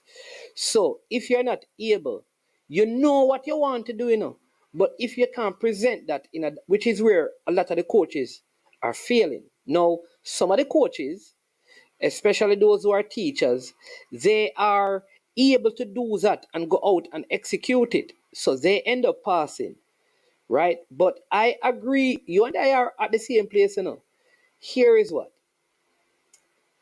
Some of the more successful coaches, the ones that we like to see how their teams play, they're not doing well in the written. They can't write down the things then. So they are wise enough that when they have their teams, they have people around them who can do that. In the coaching courses, you don't have that. So how do you know? How do you balance that? Because you know the one that will pass it with 100%. When you give them the team, is long ball central. The ones who fail it, when you give them the team and you see them coach a team, tiki-taki style, 1, 2, 3. Whoa, you say, what are the you them are play good? So now, who do you choose?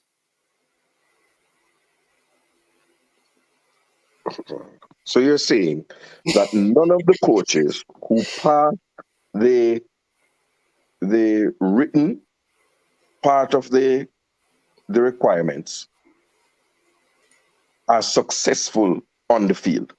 So I'm gonna give you a good example. No. It's a question. I'm gonna give you a name. I didn't say none of them. So let me give you a good example. Let me give you some of the No. Here came a question. No, here my question.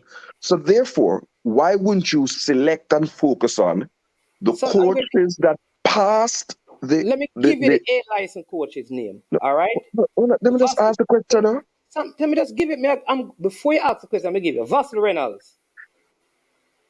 All right, Maron Garden.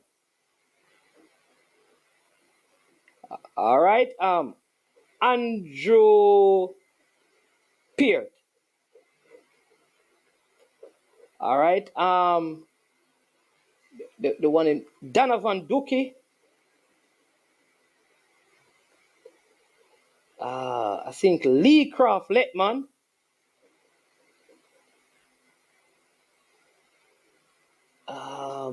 Rudolph Speed. Rudolph Speed. Who am I leaving? Wendell Downswell.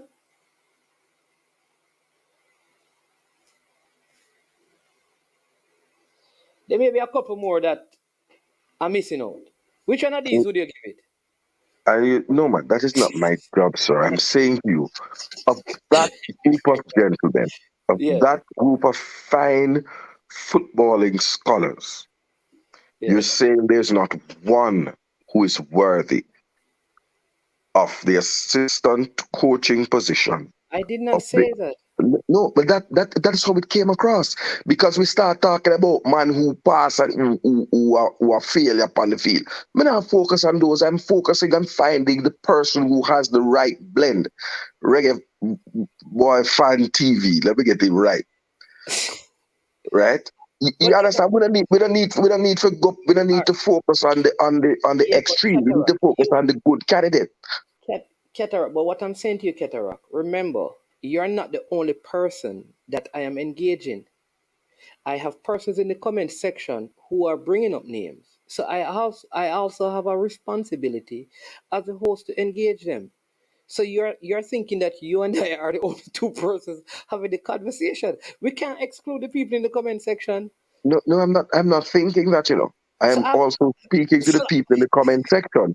Let us focus on those coaches who oh, have the necessary. I, so you're assuming that I'm speaking only to you. I'm speaking to them that when you're calling up a name, just like you say, make sure him have a passport or him put it in papers. Make sure him have a license and make sure his team is successful. So don't call up nobody where just get relegated for the JPL, right? Because that's not a good look. That's all I'm saying. I'm also saying and suggesting to you that um, we have to get into the culture of rewarding success.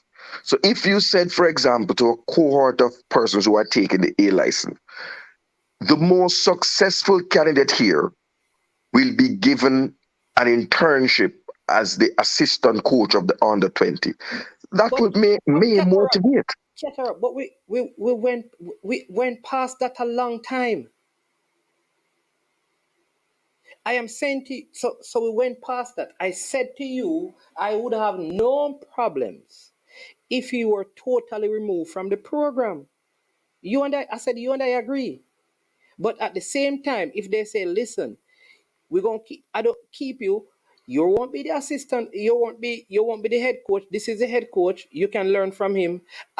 I am saying that I also am okay with because he's not the head coach. But if he were totally removed, I am saying I agree with you. What I'm saying is though is this. If remember, after the U20, they came out and said two things.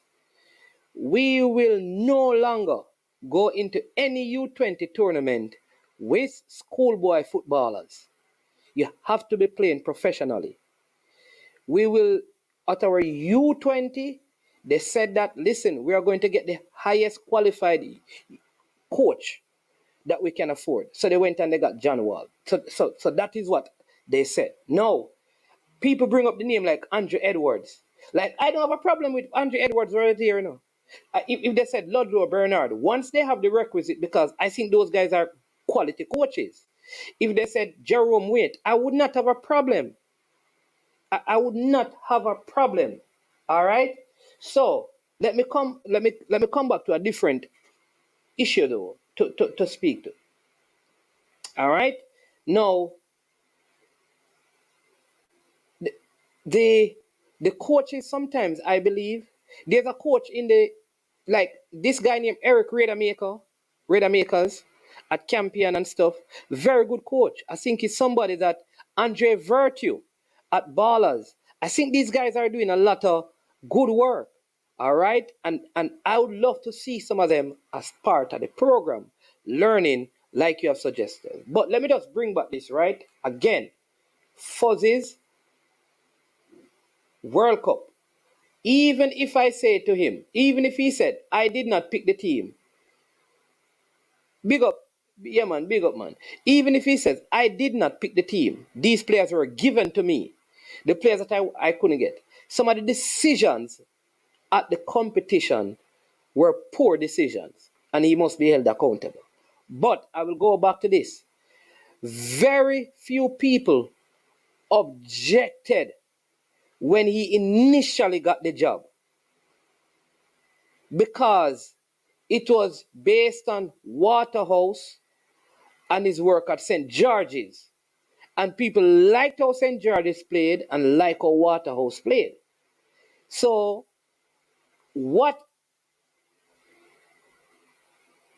maybe the coach that you see right now playing some good football, you put him in this U20 team and he makes some of the same decisions like Fuzzy. So, here's my position. We should have somebody who is from overseas coaching our U20 team, because no, I have no confidence that they will not have the same leaning.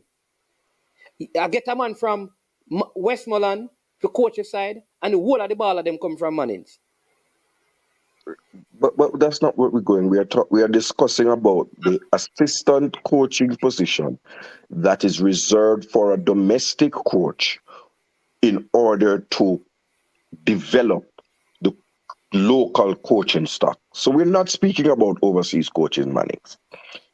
And I am saying to you, at this point, no one in Jamaica has any confidence in any local coach to unbiasedly select a youth team and to competently navigate that youth team to an age group World Cup. We don't have any confidence.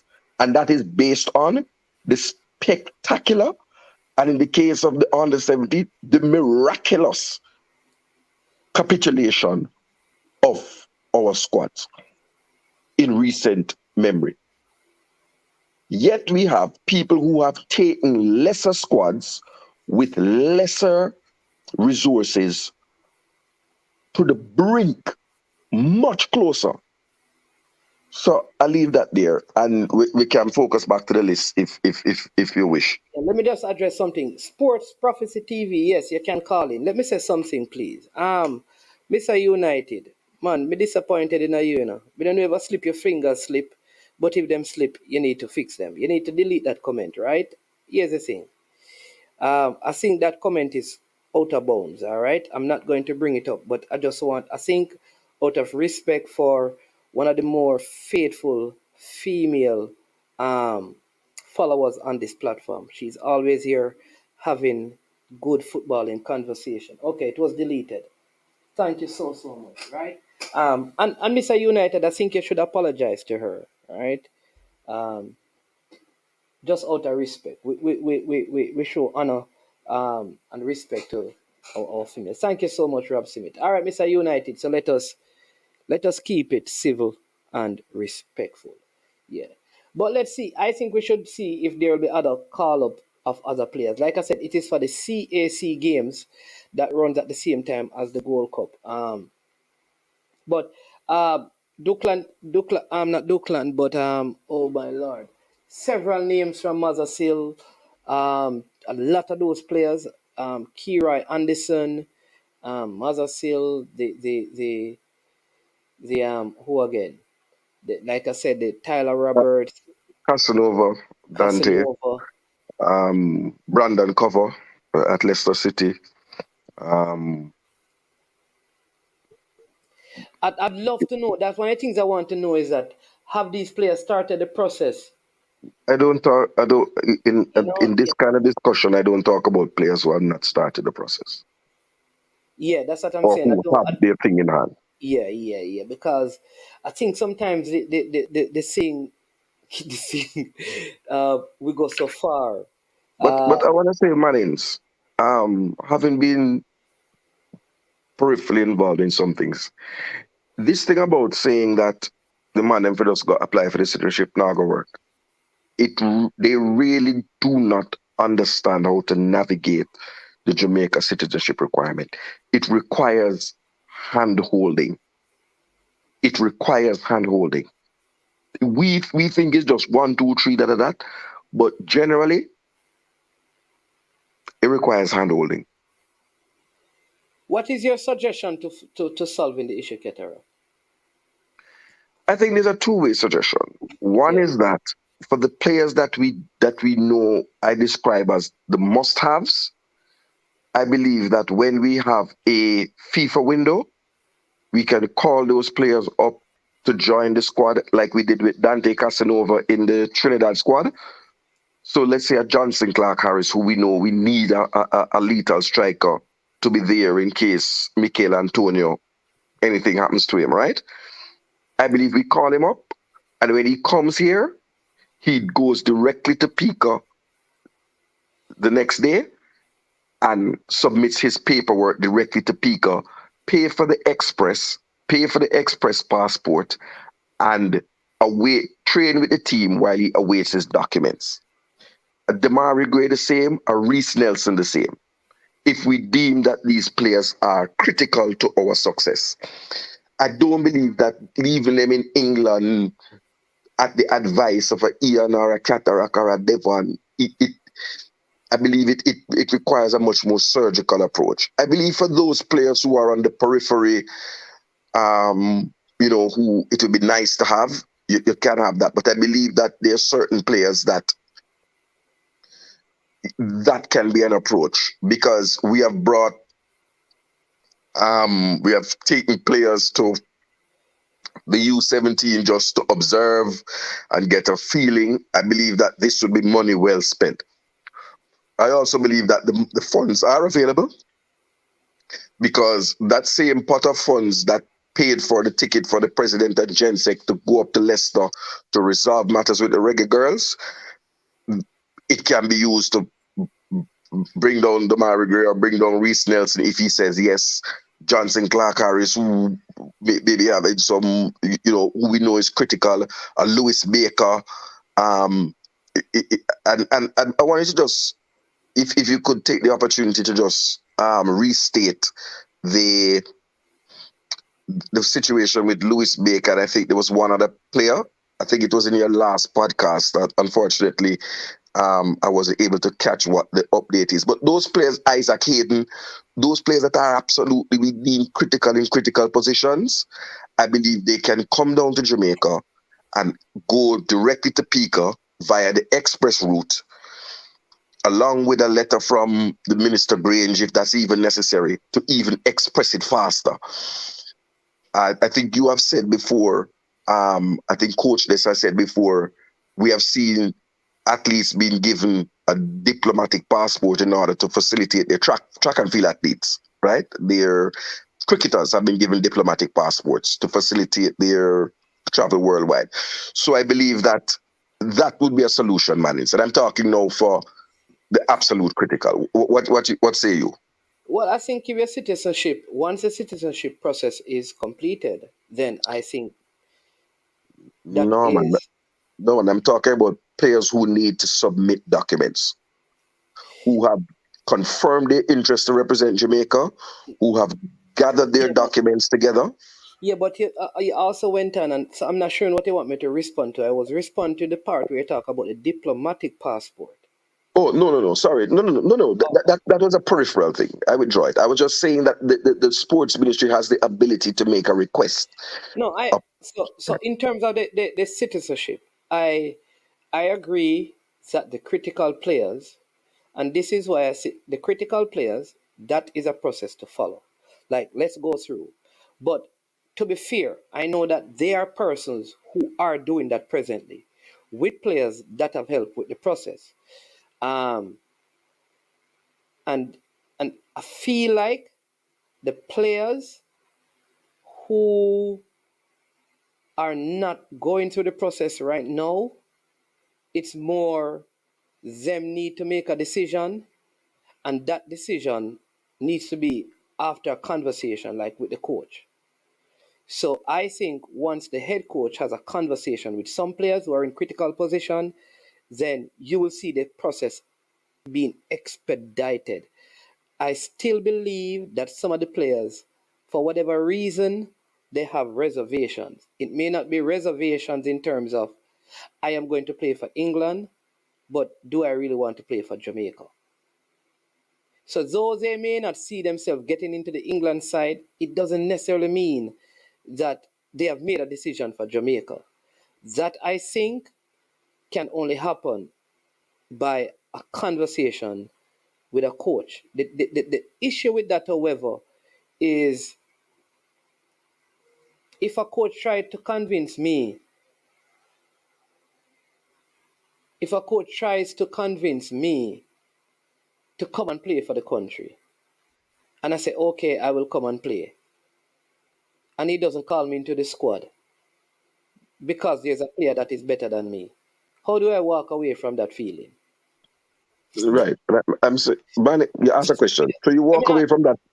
no, let me finish and then you answer. So Oh, I that was a ask question. that question because while I think a conversation with a coach is important, sometimes it should not be done lest the player confuses the conversation with being a part of the team.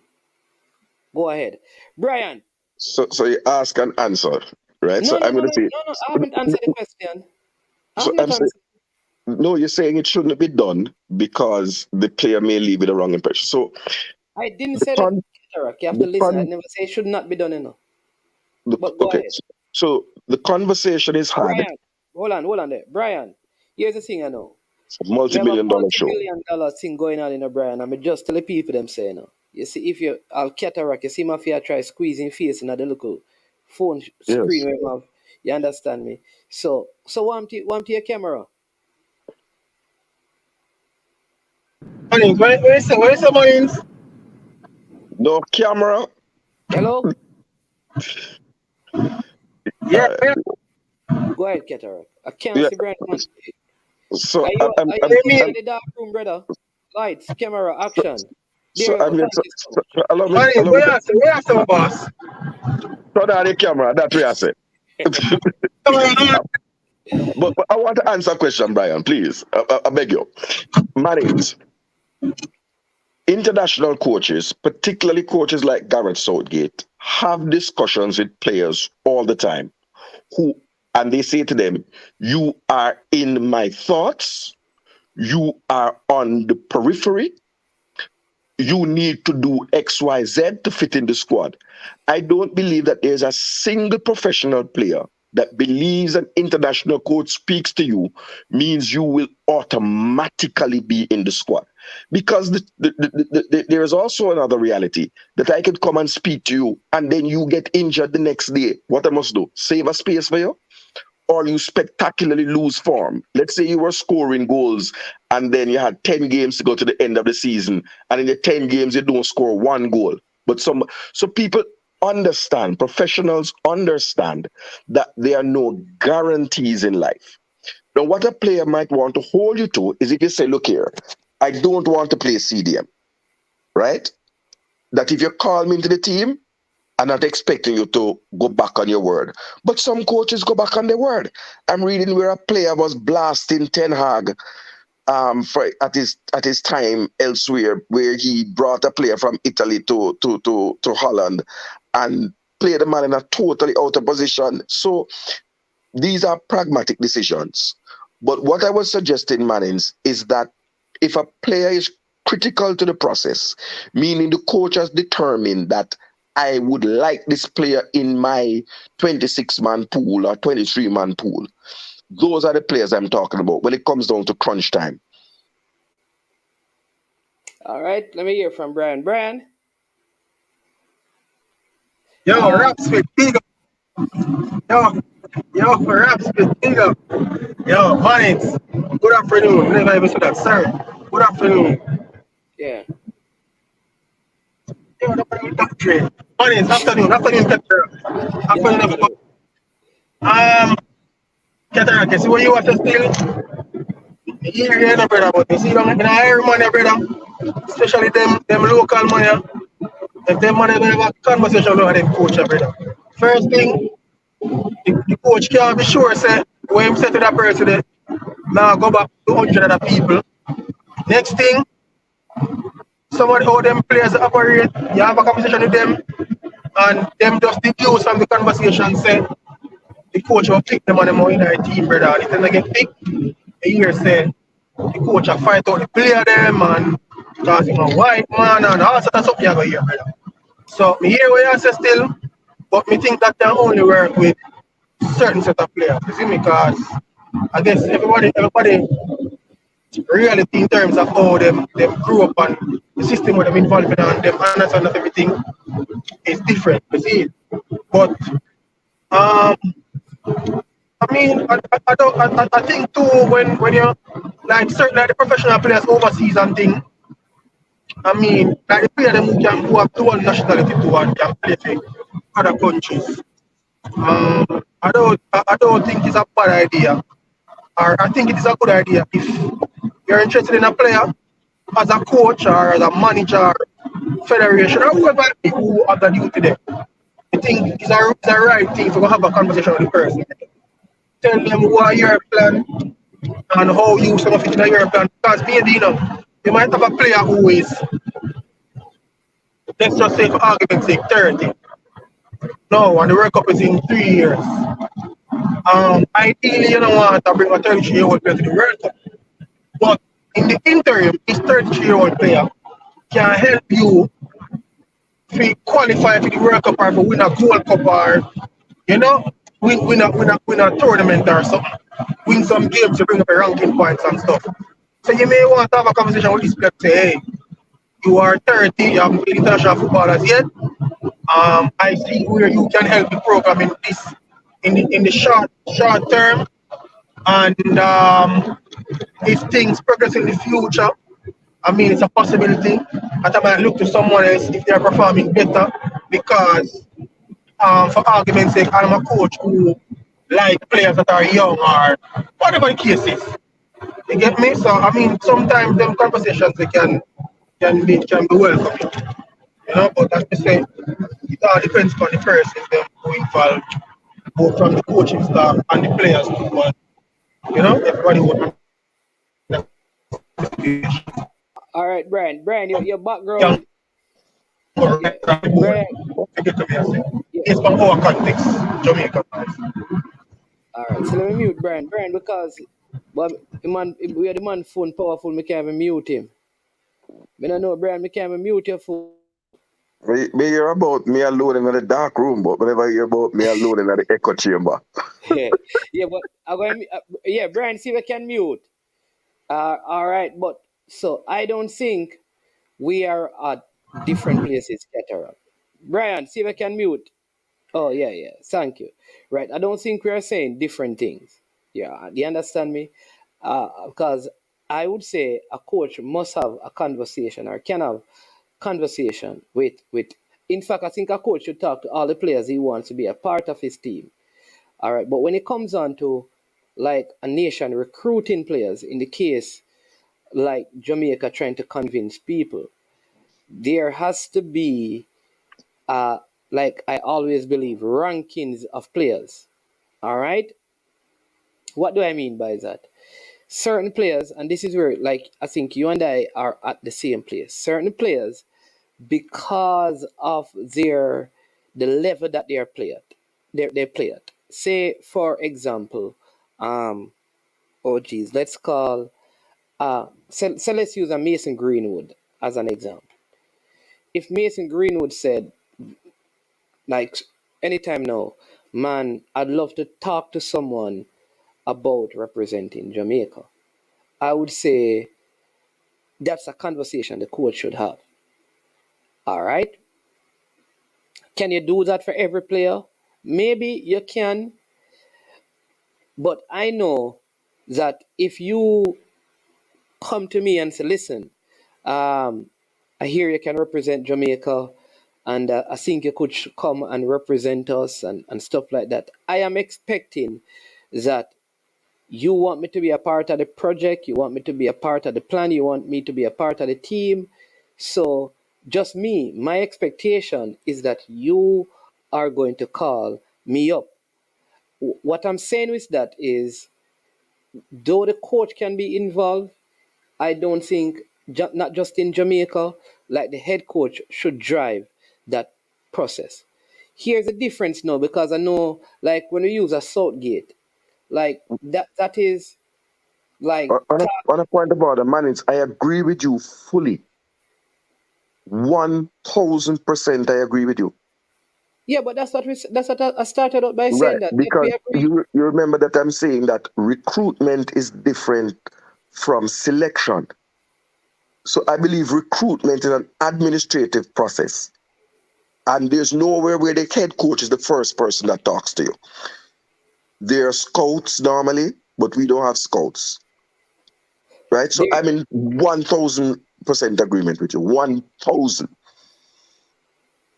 yeah, When the head coach talks to you, it is because he believes that you have either an immediate critical role to play, or he's saying to you, look here, I have a player who is retiring in a couple of years, and I want to bring you in as a key understudy. So you are 1000% correct, Manny. 1000.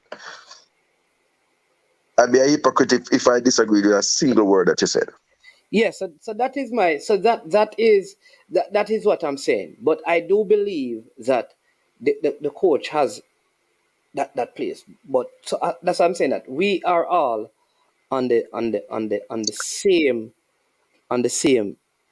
the same page. All But right. where I don't think you're on my page, Manny, is, for example, let us say Louis Baker said next week, yes, I am fit, I am ready, I want to represent Jamaica at CDM.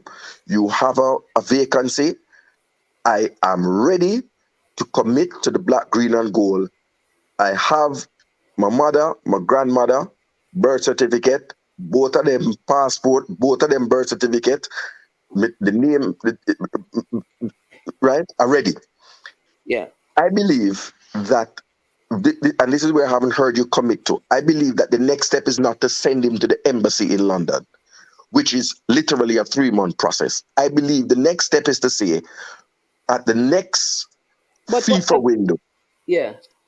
we are going to fly you to Jamaica as part of the squad. And when you touch down in Jamaica, your first thing Yeah. is Welcome to to I Am go, Sure Sports. Yeah. Sorry. Go ahead, Ketterer. your first thing is to submit your documentation at the PICA offices on Constant Spring Road. Pay the express fees, and then come join the team and await your passport to come. I don't believe that routing them through London for the critical elite players who are needed right now to make an impact is the way to go. Yeah. And what I'm saying, that if that can be done that way, that is another way, and maybe that is a faster way. But like I said, also, there are persons now that once those players say yes, there are persons in place who, for example, um, the John Russell thing, that they worked on it, do it have, so they help to move it. So they are persons who can move it. Can a player fly into Jamaica before the Gold Cup and say, all right, let's deal with it here? Yes, but what about the player who not able to fly in Jamaica? There should be a process as well to to to expedite it. I think sometimes what we need to understand, that we have an idea of how things work, and that's great, but it doesn't mean that the other way can't work. And we have to understand that, okay, you know what? Cataract really make a lot of sense, and that can work. But there is a next way that is working now. All right. You see when this program finish, Yeah. I respectfully ask to speak to you on a phone call All right. about something. But I'm just gonna say to you, there is no one way. It's not one size fits all, right? It isn't one size There's fits all. always a way to speed up things. Oh, sorry, Mr. Speed is here as I said speed. Watch here.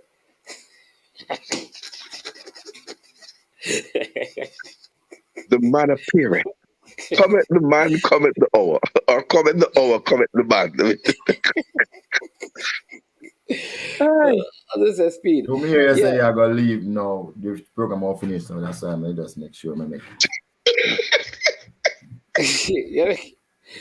No, me notice here unseen, Anytime Mount Pleasant lose a game, no miss a program, no matter what, I'll leave a 1 minute leave, Once Mount Pleasant lose, worse if a Cavaliers. Mount Pleasant lose. Yes, sir, baby. Worse if a Cavaliers and player Arnett Gardens.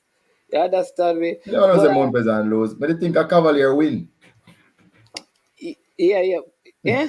You want to say think a Cavaliers. But congratulations, Mr. Speed. We heard that two of your players. I don't know if you're here yet, but we heard that two of your players are making a move. And they should have left already, but you wanted them to play against Mount Pleasant.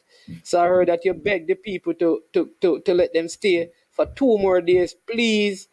And you understand me? So they stayed and played last night, but they could believe it. So congratulations to you.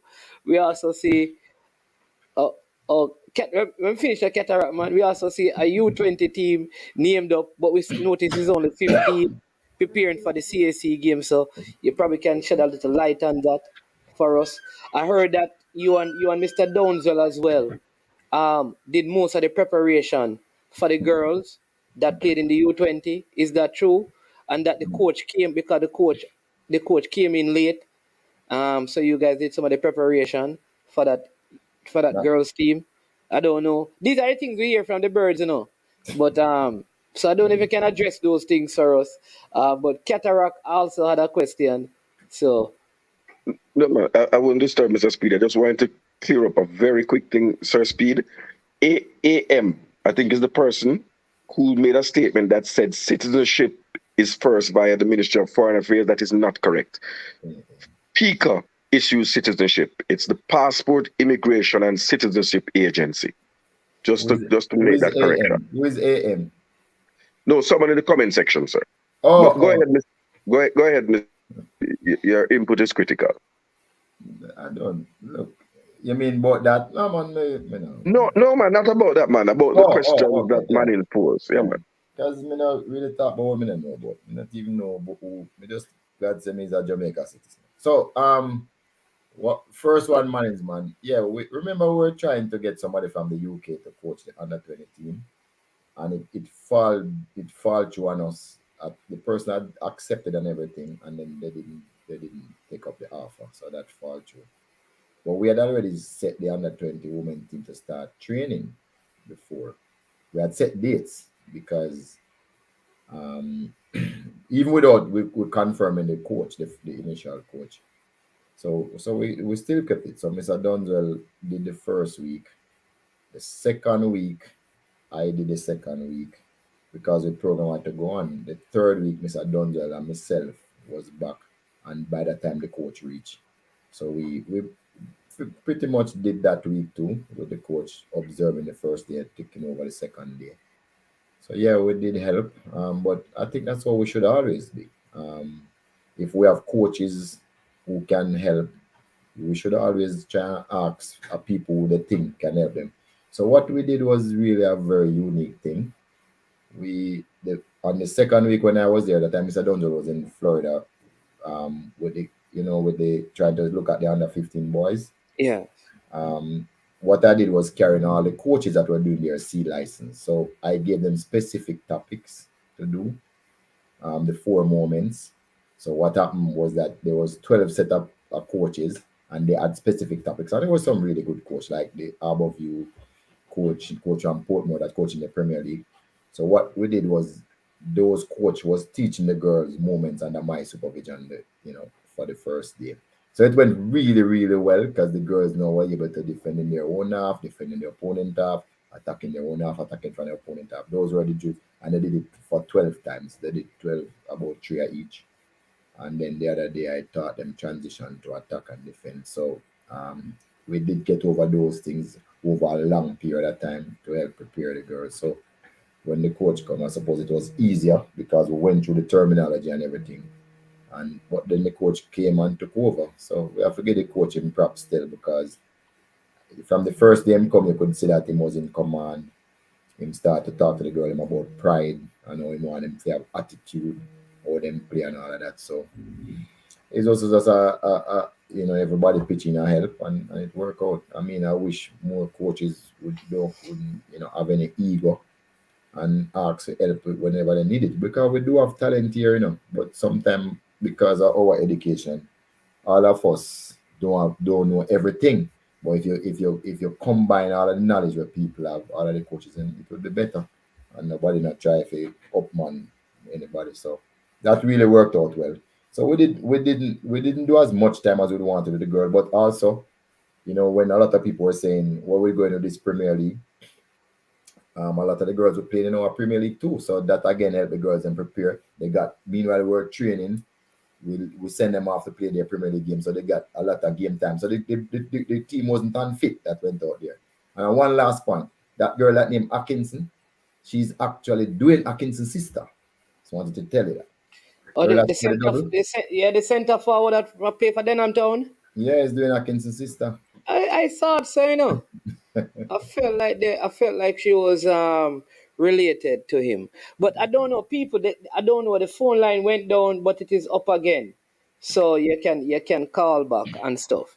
All right. So that's good news, Mr. Speed. But on that note, I have some listen what management doing because management always doing some incredible research and work. All right. So what is now? I'm going to show you something that I have here. Where is it? Bum. Where is it? Right here.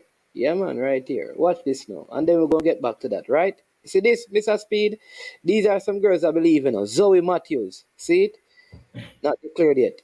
She's a 6 feet tall, left footer, CDM. You understand me? You have Ella Eggleston, right Give me, winger. send that come give me. The coach know that he has to. Hannah Van Zanten, whose sister play for the senior team. You have Nicole Foster. You have Ella Atti, sorry. She can play for the Jamaica team because she was in the Canada under 17 pool. Then you have Maya Mitchell, you understand me, and you have Soleil Washington, who it looked like she's 17 years old. She's still in high school, but it looked like she's going to make the World Cup squad. But she can actually play. I don't know if they're going to let her play in the U20 tournament. Well, the U20 tournament get more interesting and harder. And you literally have to win the first game you play. If you don't win the first game you play, you're out. So I'm just hoping that way. And the coach is of the view that he has to strengthen the team because in this last tournament we struggled a bit. We had injuries, we had a red Yeah, card, and we struggled. In the last match we didn't have our starting right back and left back, so we struggled. So he knows what he has to do. He has to strengthen the team somewhat. But I can still say when I was there with the girls, I was very surprised at the talent level that they had. And I, yeah, I gave them a drill that even with some of the when I give boys players the drill, there was a drill that was a passing drill, but eventually you must end up with 4 balls and pass it around in such a way that you keep control so the game and I'm using a square, a octagon. So it's a 4-sided game. So and you get 4 balls. And you're supposed to control the tempo and everything in one motion. So you have the 4 bars in this. And we start out and they were a little bit rusty first. And when they got it, I was so surprised. So the girls, they are a good little bunch. Decent talent and everything. And I was really shocked because it was the first time I've ever coached a woman team. I was really shocked. But they have some talent. So if we strengthen the team, I think we can go all the way and qualify because it's 3.5 spot. Once you win your first game, you're in the semifinal. So that will really take you yeah. to Oh, one and some two. people said they missed the red card. Remember, there was a fight after the second game with Yeah. Bermuda. Yeah, the Bermuda Uh, girl came over and punched one of our players, and yeah, she yeah. tried So to defend tiny, I think herself. it's tiny Seaton got the red card. Yeah, and the red card, both of them. And they The red didn't look card at both of them. I think it's tiny. You notice tiny Seaton didn't play, and then the other one on the other side got a head collision. Remember, she was taken off. concussion. Remember they had to restrain the Bermuda girl, police had to come on the scene. I think they should be banned. I don't think I think it was poor behavior. But the U20 team, you want to talk to us about that has been called up? Right. What are they So preparing for? so as usual, I Hold on, know Mr. when Speaker. Let's take this call and then we'll have you. Just hold on. Just hold it, sir. Welcome to I Am Sure Sports. Yeah, Hello? man. Oh, Thanks this for is Jay taking my Taylor. call, man. Yeah, man. Yes. I was just calling when Katarak was speaking about Fuzzy as the assistant. I think why I do agree with Katarak because I stated that before. I felt like maybe a younger coach who is capable with a fresh face, who because Fuzzy already kind of left like a stench in the room when it comes on to the fans. I don't think they're gonna forgive him to actually take him serious again. It's like you had a car with a transmission that kept failing you. You buy a new car and now you start add parts from the old car into the new car and then try to tell me it's a new car. So bringing Fuzzy on board, I think it just doesn't feel right because we saw the moves that he made in the under 20 and we just feel that he wasn't ready, and so bringing him with Mr. Wall, it's not a good move. I think we need to look forward. I don't know who are the new young head coaches who are coming through the ranks. I think Mr. Speed know more about that, but we want some fresh faces who's going to bring a different perspective and just give the fans a new feeling because the JFF has been improving. As you can see, when they don't get it right, we give them the stick. But now we see Dennis Chung and others finally got the logistics almost perfect in the senior men's game against Mexico. There was no blunders that we heard about, and that's a big kudos. Damian Lowe came out and um, said that everything ran smooth. So I think we want to also move away from these individuals, as well as Mr. Dunzwell. I would like to see Mr. Dunzwell go, as they would say in Spanish, rapido. I would want to see Mr. Dunzwell out of here very quickly because I don't know actually what he does. I heard the president from Westmoreland, they spoke about, he said he's in there for 20 years, and the man said what he accomplished was he happened to get an office and rent and get a contract for a football field in 20 years. Man, that's something you could probably sit on I Am Sure Sports and do in 20 minutes. um, and he just went on talking about Reno FC and FC Reno and all this. So it's like we want to move away from those people and get some people in there who understand that things now that used to take 20, it takes 5 days now. This is a modern era of technology, and there's no more time for waiting around and people figuring it out on the job. And so I think Fuzzy, I think we need to step away from people like Fuzzy and let them develop themselves in their own capacity, not in the Jamaica football spectrum as far as the national program is concerned. That's just my take on that. All right. Thank you for your opinion, Sir Jay Taylor. Listen All out right. and yeah, man. All All right. right. Respect all All over. right. Thank you. Yeah, man. All right. Yeah. So, Mr. Speed. Yeah. All right. So, you hear Jay Taylor, but you were making a point though before that concerning the purpose of this U20 team that has been called up. Why are they being called up, and who is the coach who is um leading them? What are they preparing for? And yeah, you're muted. so I've always come on your program and tell us that we are going to do things different. So what we have done is to look at who's eligible locally to play in the other U20 World Cup qualifier, which is in, I don't know if it's a year or two. I'm not sure when the qualifier is yet because it hasn't been released yet. But we know that the World Cup is in 2 years' time. So we are saying let us put a team together and start preparation. So as with everything, John is the under-20 coach, and he's the one who is now looking at the players. So he has called some players to look at them. So this is just a scouting mission. It's not a squad.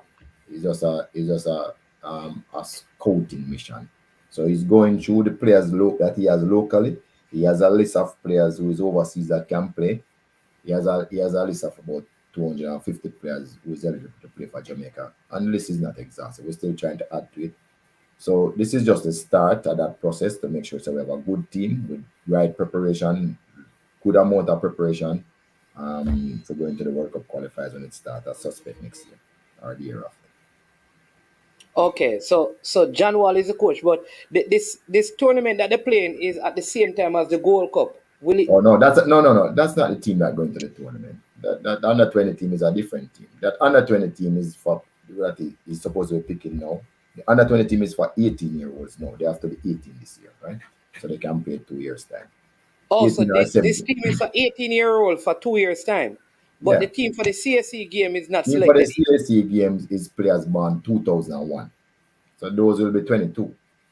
Oh, so the CSE games is 2001. Ah, I see. So those players now is the next set of players to play for Jamaica senior team, not the under-20s. It's this set of players that got a CSE game. So this is the whole planning structure. No, so me just get confused again. So the players that are having this camp, no, they are not the one for the CSE games. No, unless you're really good, you're going to make it out of this camp to get on that squad. If you're not, we have enough players that is born 2021 and after. We are professional players, big players, That's the set of player we're looking for. Okay, so I see what you mean. So like, but I figured out a couple of these because you have like. In other words, man, this team we're going to CSE camp should be the team in a 2026 and 2030, barring. This team is mostly you're looking at some of these young. Okay, that's what I mean. So the CSE, when we look at the CSE team, it should be the next set of players that are going to be in the national setup for even for 2026 World Cup. 23rd. That's how I look at it. This is not. We're not in the joking thing anymore. Where we are trying to make a career. The CSE team, we expect it to be pure professional players. Watch it now. You just implicate yourself, Because you say you're not in the joke thing anymore, We are trying to make players, No. Well, me not in the joke thing, but I was. It's take time to do all of this. Try to make players. No. It take a while to do these. No, it takes a while. It takes a while for us to reach where we are. It takes a while because people used to use them opinion on certain things. Now we are telling what the policy is. So the coach can coach the team, but we are telling what the policy is, and the policy is. For the CSE games, we are looking the next best players, not the under-20 team that is going to try to qualify for under-20. In other words, this team should be Jamaica A team we're under-22. That's the team we're looking for. Okay, it makes sense. We have a call online, Cataract, and then Cataract will come in. Welcome to the show, Ryan. Good afternoon. Good afternoon, Mr. Speed and Ultra. My name is Big Up Yourself. Speed, quick question. What's the motive for Cavaliers this season? I realize that when you play against the big team, you stay behind the ball. We normally know you as a team that high press. What's the plan? Most of the time I'm watching, you play against the big team, you stay behind the ball. Man, you did it unpleasant, Ryan. You did it when? Say you did it well last night. You count out very well last night. So I want to know what your motive, because I'm going to be honest. A good one now, I don't see a local coach that express himself like that. Or a team express themselves like that with flexibility, and they did it well. So I want to know what's the motive. So you ever hear about the meta? Let's talk about the meta. But yeah, go on. The most effective tactic available. that was the most effective tactic available to get the result. Yeah, but so you're saying the Mecca is the most to get a better team than this year in the Jamaican Premier League. But Whatever me have to use, admit it. they change the meta to suit the team. So sometimes you're on the front foot, sometimes you're on the back foot. So whatever is needed to get the results, that's what we have to play. So I teach the players them all what them have to do. And if I saw. So would you say what you learned from the coaching course, you implement it in your coaching going forward? Why I learn it if you know? Right, they are pressure the man. Yeah, you try and pull out the man secret. No, I want to know what to coach them because many times I coach them go overseas and when they come back, when I really see what them do. So I'm just trying to get an understanding because I watch most of Cavaliers game them. So more I see them play against a smaller team and them press. So more I know realize so them when them get against a bigger team them and it work. So I want to know. So yeah. Yeah, right. Let me answer you, man. Every time we're going to play a team, we'll look at the strengths and the weaknesses of the team, and we decide what is most effective against them. So if it's a team that concede a lot of goals, remember I said Mount Pleasant, Portmore last week, those are the teams that concede the least amount of goals in the competition. You don't want those teams even score one goal on you, because it's unlikely so you'll get it back. Although we are the best attacking team. So when you play against a team that you know going, so if you play a team that concede a lot of goal, then you take a different approach because you know so the goal going to come. So if you play a team where you're not sure if you can break them down, one thing you make sure so them don't score on you. So so the teams are different and them have different skill set and we'll play them different as it. I mean, last night in the first half, I was trying to catch raindrops. I couldn't manage them. Them slip, them move, them pass, them do everything. We couldn't touch the ball more than so. Even although we get a couple shots off and should have scored. But so in the second half, we just say, okay, make we done with this exciting game. And we just carry on to where we wanted to play at. So even at the game, you have to keep the game in a perspective and do what is best for you to get the results. So that's what we do. I hope you pass on these knowledge to the rest of the coach and want to keep it a secret. All right? And I hope the coach them and listen and when them go overseas and learn, come and implement it back in a all of them stuff. You just have pressure management, so though. Yeah, management don't want to talk about the match, you know. No. The man bring up a good point. What he's saying is that basically what Ryan is saying that in the same way you went to your coaching courses, you have come back and you apply the things, and he's seen it work at Cavaliers. He's saying that you need to challenge the other coaches to do the same thing. You understand me? But and that's a good point, Ryan. Please let Mr. Speed know that the word meta in Hebrew means dead. So the next team dead. Go ahead, Ryan. Can I record a question and we don't want him to forget it. So, go ahead. Before we leave now, so Speed, how are you going to cope with Richard King and Busy Atkinson leaving? How are you going to cope? What are you going to sit around your team? Where is the plan? Good question. Busy, all of this player them that in the JP. Most assists. Yeah, I'm the assist king. No, but I mean, we lost 10 players last year, you know. So what if we lose 2 more? You lose 2 more. What we are saying is that what you're going to do now that you lose 2 more. Next man up. Right, we don't depend on the players, we depend on the system. We depend on the game model we have. It's not necessarily the player. So basically, when we played Don't Do Well, and if everybody said we were going to lose that game, we didn't have Busy, we didn't have King, we didn't have Colin Anderson. So our 3 most potent player wasn't there. Some clubs take time off and say they now play and ask for postponement. We just play. We didn't have have cadet Maki Snyder because he was in Turk and Caicos, but we didn't care. We did have 4 people out, but we didn't care. We said we're playing, and we played, and we still won the game 3-1. The player who scored twice was a youngster by the name of Omar and Henry, called him Country. Him just dropping a busy spot, and him had 2 goals to his credit that day. So one of the things what coaches have to do is don't depend on players, but depend on the system, depend on a game model, and you can kind of nullify the loss so much. I mean, don't get me wrong, talent is talent, but we now have that mentality where we depend on anybody. And it's not that only game alone we play without Busy and King, and Want, we play a lot of other games. Last year we were doing it, this year we're doing it. Of course they make the team better, but at the same time, our club, we just want them to go. I wouldn't mind the whole 11 of them will start go. I can 11 different players to play. So, manage man, before me leave and Captain, be patient. Mr. Speed, all right? Nice. We see how do this in the JPL. We see how kill all of the team in Jamaica. We see you do that when you go to play against the rest of the team in the Champions League. May I look forward to see that. To see Right. all of the great Right, and the sun in the background. What going in the background there? I think it's the person who just joined, No, man, that person muted is Ryan Ford.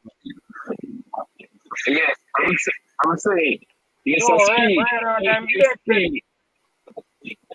Well, on the Mr. Speed. Go ahead, Ryan. Yeah. Mr. Speed, I am hoping to see your knowledge that you're learning the game, you're doing your study, you do all of these things. I hope I see it when you go up against a team outside of Jamaica. So we don't know if you're ready for coach out of the national team. Boy, you see, and then y'all give me a job.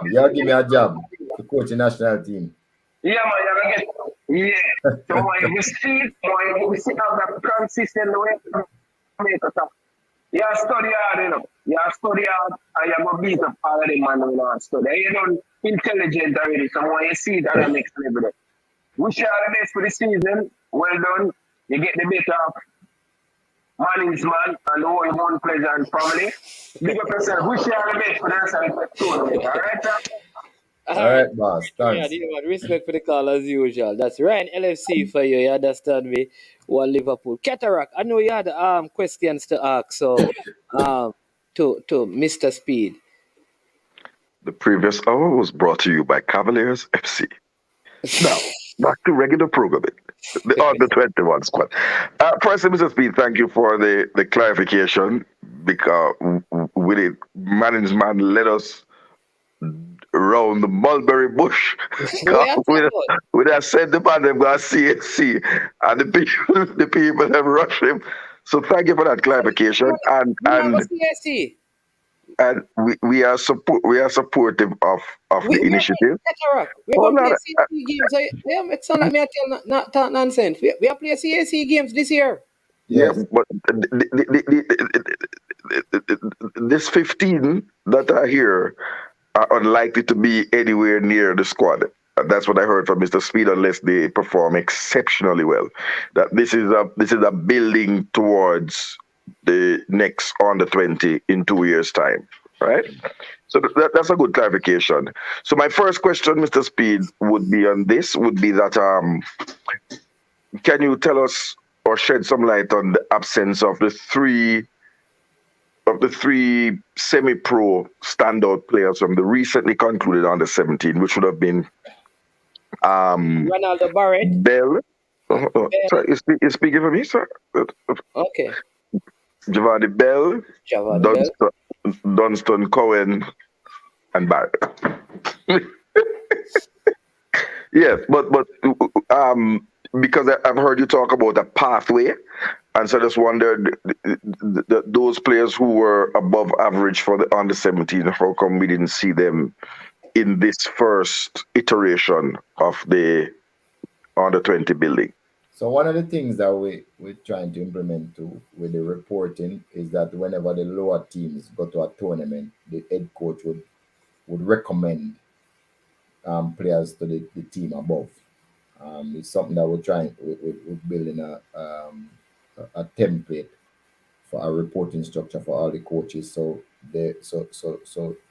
So what you just said, if the under 17 coach thought that them these players are good enough to play at the under 20 level, they would recommend them. But also one of the things that we're looking at is we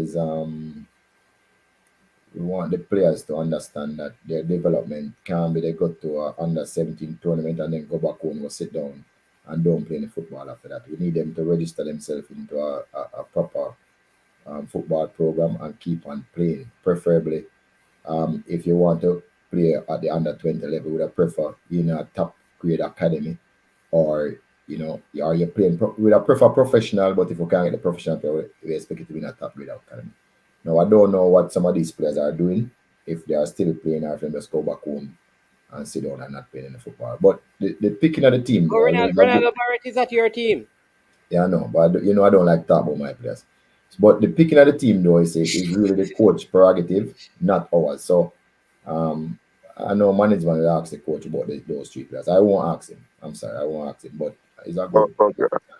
I thought there was some. I thought there was some discussion. But that's fine. The other two So questions Meran that Gardner, basically what you're saying that is that Meran Gardner would recommend players from that U17 to the He should, U20 yeah, coach. he should. We have just put it in place, so Moran probably hasn't done it yet. But as soon as that is done, look here, the facility that we have, can hold like 40, I think 48 persons, So maybe this 15 is just a preliminary list, and they're going to add to it, before the 25th. So I wouldn't read too much into it right now. It's really just a squad for them to look at players to see, what. but I accept that explanation, and we will keep our eyes and ears peeled. Um, so speed the question. The CSC games is in the same window as the Gold Cup, the start of the Gold Cup. Yes.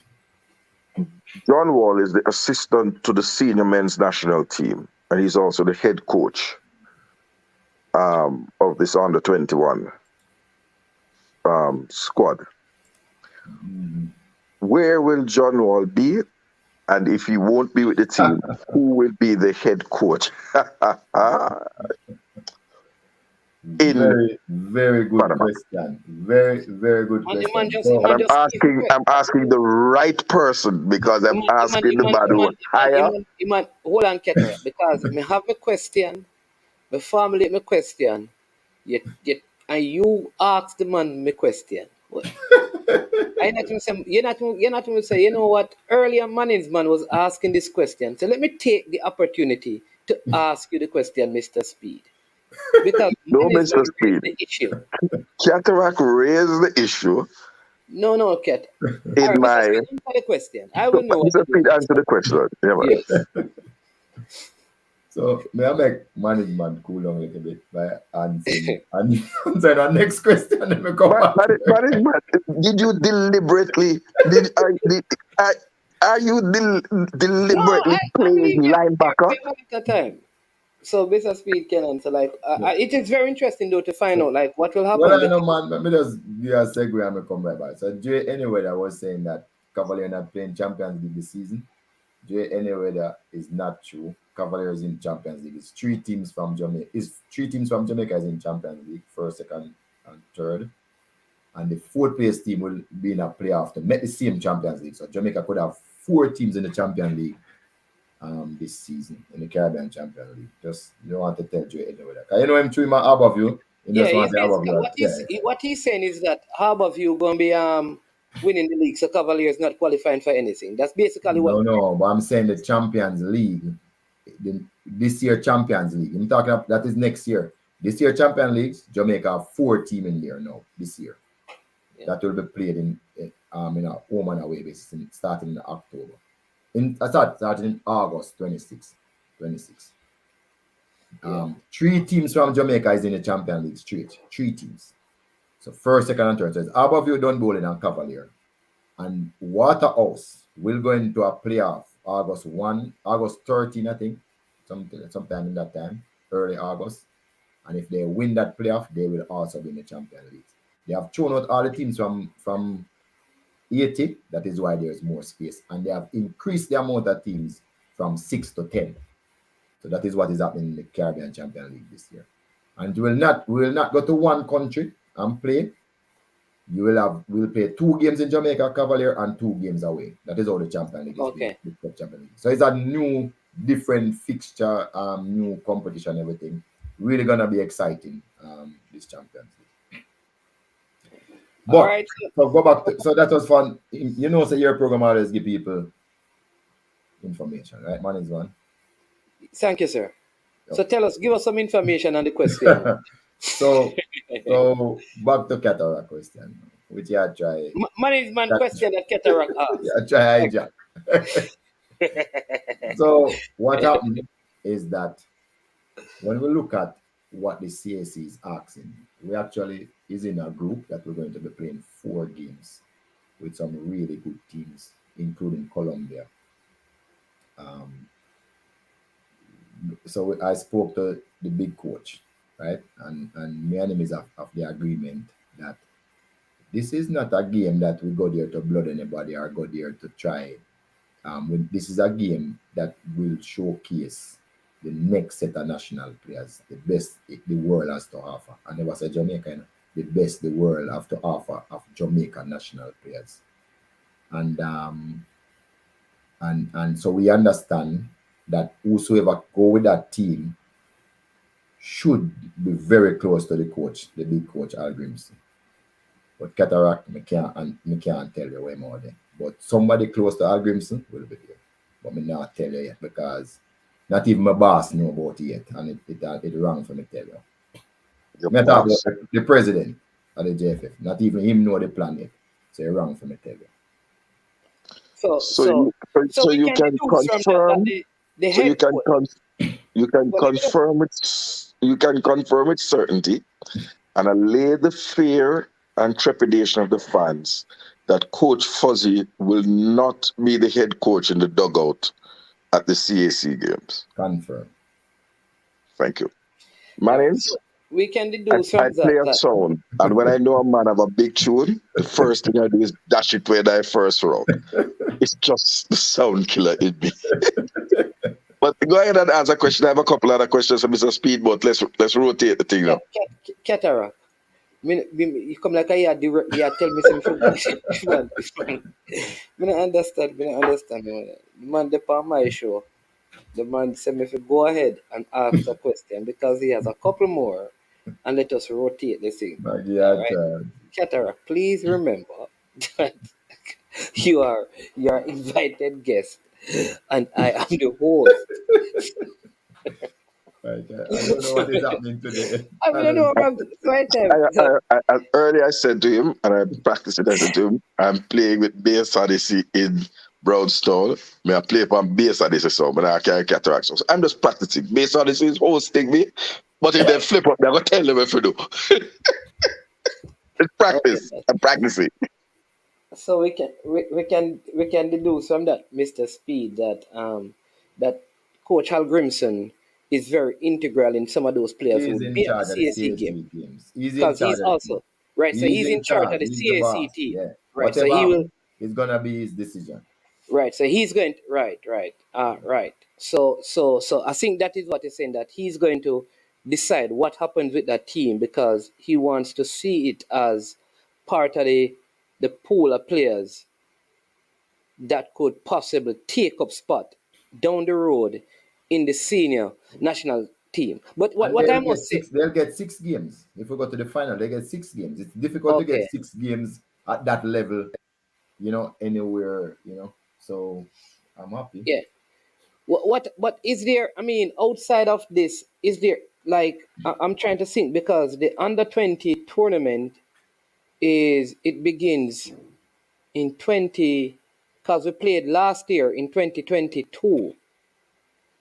So the next tournament is in 2024, which is next year. Right? Yeah. I'm not sure. Yeah. And the World Cup will be in 2026, I believe.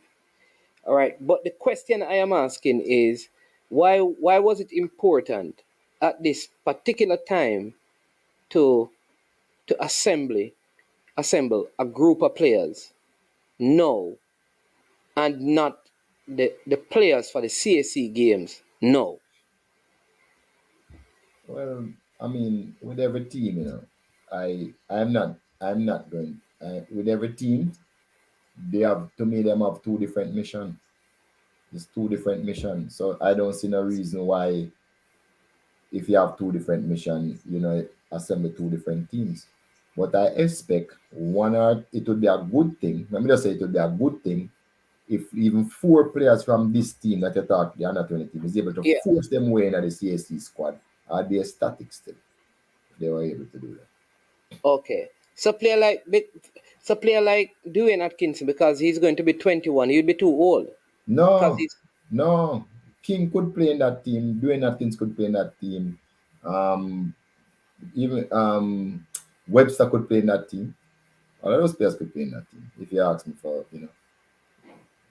if you're asking about Cavalier players who have that age, a World yeah, Cup player. in the CSC team they could play. Yeah, once you're born 2001, you could play.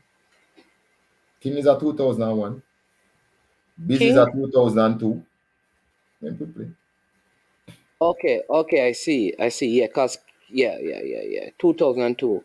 Okay, so those players can play as well. I All see that, what. Tyler Roberts and all those guys where you see come play, them Yeah, could man, I play. know. Like those guys can play because they are up All in of that those age. guys where you see come play in that Trinidad game, the young one, all of them can play. Okay, interesting. That's a very interesting way to look at it. Now, I mean, you have a lot of. Yeah, so that's it, Dre.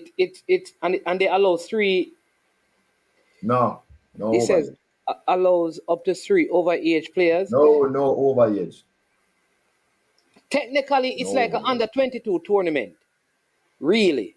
Like, but it's done by. I know the tournaments now are done by years, so they will tell you it's for the 2001, 2002, 2003, that kind of a thing. So you have to born at a specific time. So that is interesting. So you have a lot of tournament coming up. For you on the technical committee. You have the U15 for boys coming up. You have the next round of the girls under 20. You have the CSC games coming up. And you also have the Gold Cup coming up. Lots of activity during this window, Mr. Speed. But as he has his finger up, let's hear what he has to say. Yeah, it's mad. Mr. Speed, I just asked you to elaborate on something you said earlier. Are you aware of the group that Jamaica would be in the group phase of the CAC? I noted you spoke about Colombia. Oh yeah, I have the Um, group already. I have the who group. are the teams in the group phase? All right. Let me see if I can find it. Okay.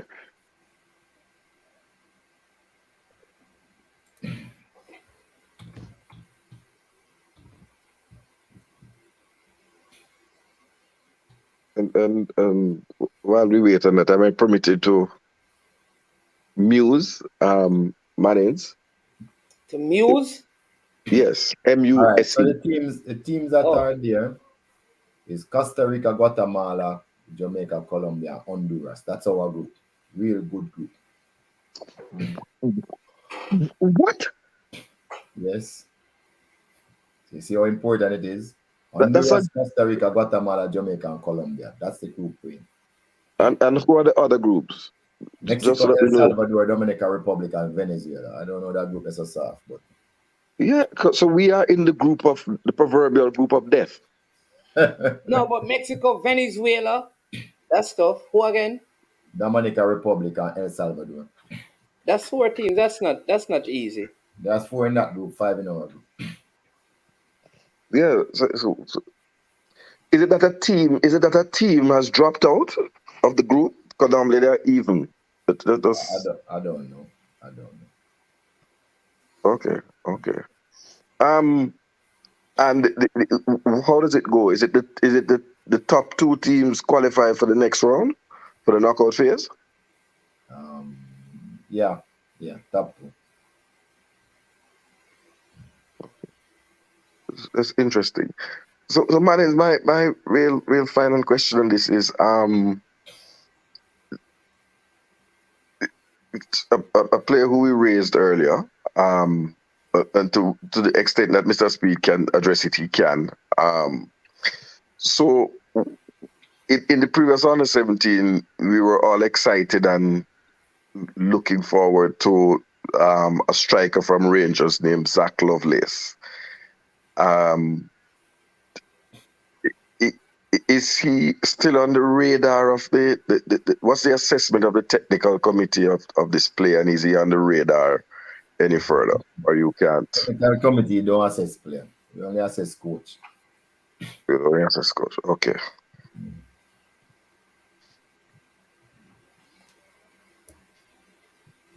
There ended my lesson, Manny. I just go to an abrupt end. Yeah, but yeah, but just to let the people know that there is Lynx Cup quarterfinal games on today. Mullines goes up against Portmore, right? And the other game we will see, with the second game, Mr. Speed, Tivoli Gardens versus Dunbowling, and the winner will face Cavalier. Right. And the winner of the other group, the other games, Mullines Portmore, will face Aberview in the semifinals. Yeah.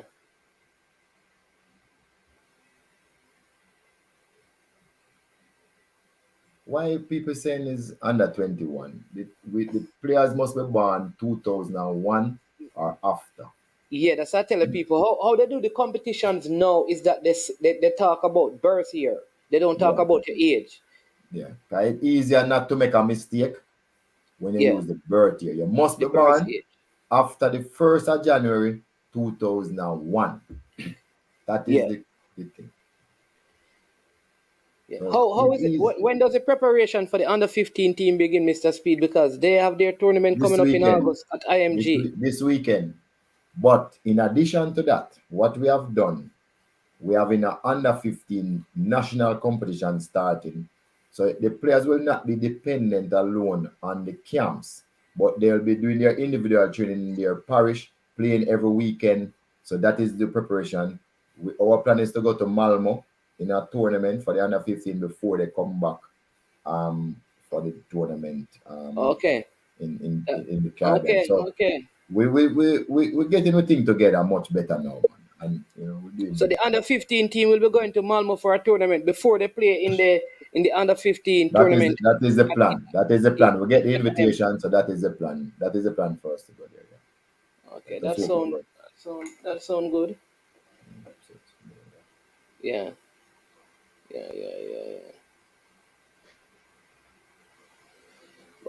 MPEC. So my time on feel this. MPEC is not an under 23 tournament. It's an after 2001 tournament. Yeah. Born after January 1st. So on or after. Born after. Yeah. So all the tournaments now, they don't say under 15. Well, they do. They do, but they have an age. They use a year as the. Right. So when the competition says U15, what they do, they actually, when they're talking to the MAs, they give them the year that the child must be born. Very good move. Very good move. Yeah. Very, very, very good move. So it's between June 23 and July 8. That's the date of the competition, the games. Yeah. And the women team is also invited. The women team will also go to the tournament. There's no age restriction for the women team. Yes, so that means they could bring the senior team to play some games if they want. Yes. So it will be Jamaica. Leg of the bird. Okay. Leg of the bird. Leg of the bunny. Yeah. Jamaica, Mexico, Puerto Rico, El Salvador, and Colombia in that group for the women. Okay. That's good. Lots of football coming up. Yeah.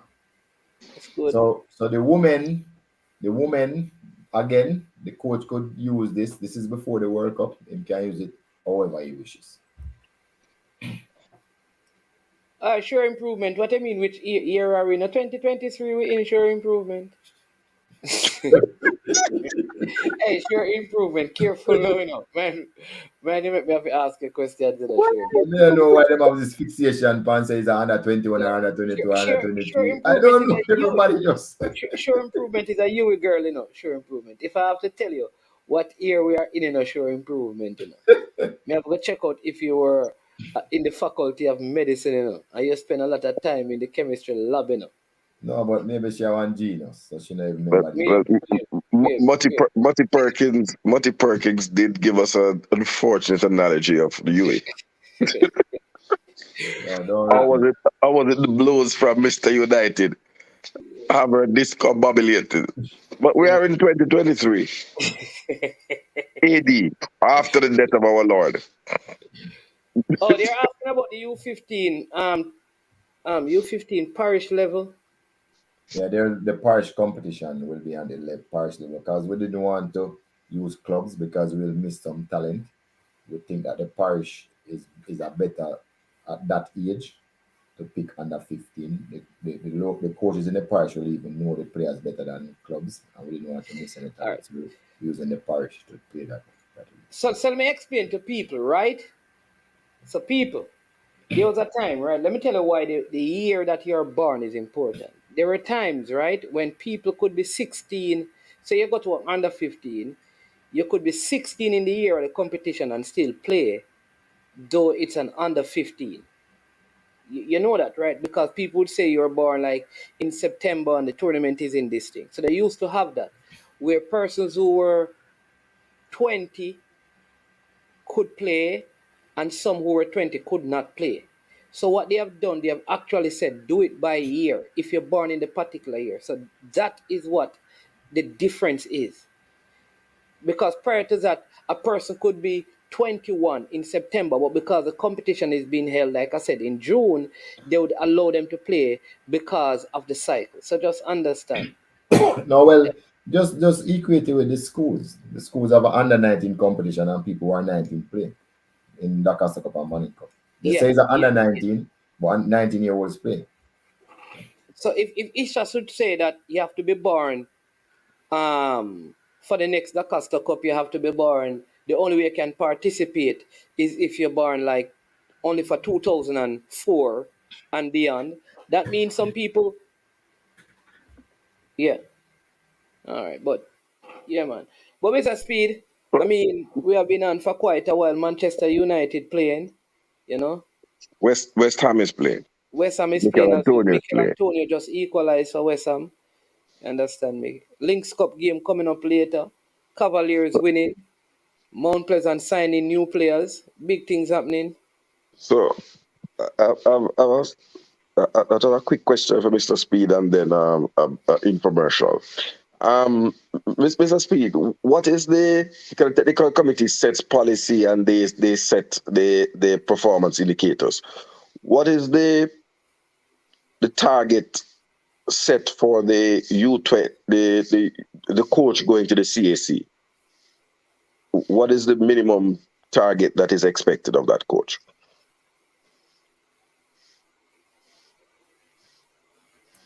That won't be set by us because we are giving that over to the head coach Algrimson. Whatever his target is, we'll work with those because we understand what he wants to do with that team. Okay. So we look forward to hearing due course whether we're expecting to come out of the group, whether we're expecting to reach a semi-final. So that's good. And since everybody's talking about No, everything, but we expect to win. Why we still expect to win it? Why not? Because I mean, no, that's why I asked for minimum target. That would be the maximum target. I was asking yeah, the minimum target. we don't like set minimum. So we expect to win because what it does right away is tell us this tournament does a lot of things. It tells us how we stack up against the next generation of players from the other countries too. So we should go all out to win it. Okay. And Mannings, Yes, sir.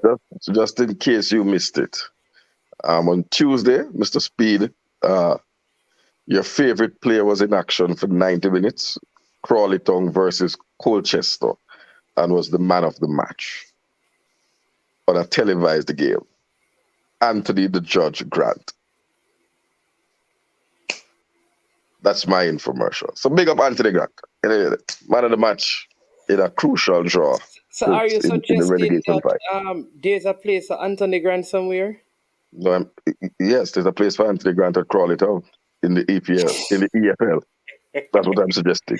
All right, man is man. I have to, Anthony and Grant. Cataract, I have to leave because I have to go on another meeting. But Yeah, yeah, man. so the truth is, yeah, we want to work here as a team. Of course, we want to win and establish some superiority so we can move on. But we haven't finished thinking out what we want to achieve at the CSC game. It is a work in progress right now. We have some moving targets. As soon as we figure out what we want to achieve, then we can move on. But we have to be in discussion with the coaches, who's going to go, all of that, what the targets are, and then we'll come back and probably say something. But it is a statement right now based on the teams that is in that tournament. We need to make a statement right now and can live up to that. All right. And I need to just to clarify. Sorry, Jason Goda. Anthony Grant was the man of the match. I'm going to send Manning's band the photograph. You can't just go on Google and so for score. All right, so Manning's band, I have to go here. So we catch up. Respect me for speed. You had promised to contact me. It is regarding a at-risk young person who wants to find out about accounting. That's why I was contacting you. No, I call after the show. I forget again. Sorry, I was so busy trying to beat Mount Pleasant. I just didn't remember. So you trying to beat Tapper. Later. Cool. Yeah, man, respect. Yeah, all right, this is sweet. Listen, people, that is it, Keter, been a minute that we have been on. See, we can catch that Manchester United game and think we're going to try and get John Wall on Sunday evening so he can talk to us about this whole U20 thing. We're going to work diligently at doing that, so we'll let you know. But tomorrow is a big day. We have some big stuff later. In fact, we have a very quick interview with Eric Rademacher. We're going to see some clips of what happened over there in Holland and the accomplishments of the young Jamaicans over there. So that's at 7 o'clock this evening. So join us for that.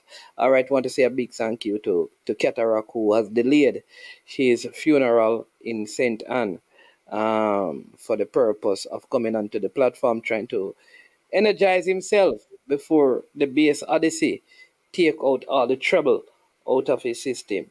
But I am Manning's man. I provided you critical evidence to your WhatsApp, man. I remember somebody I called you after about that matter.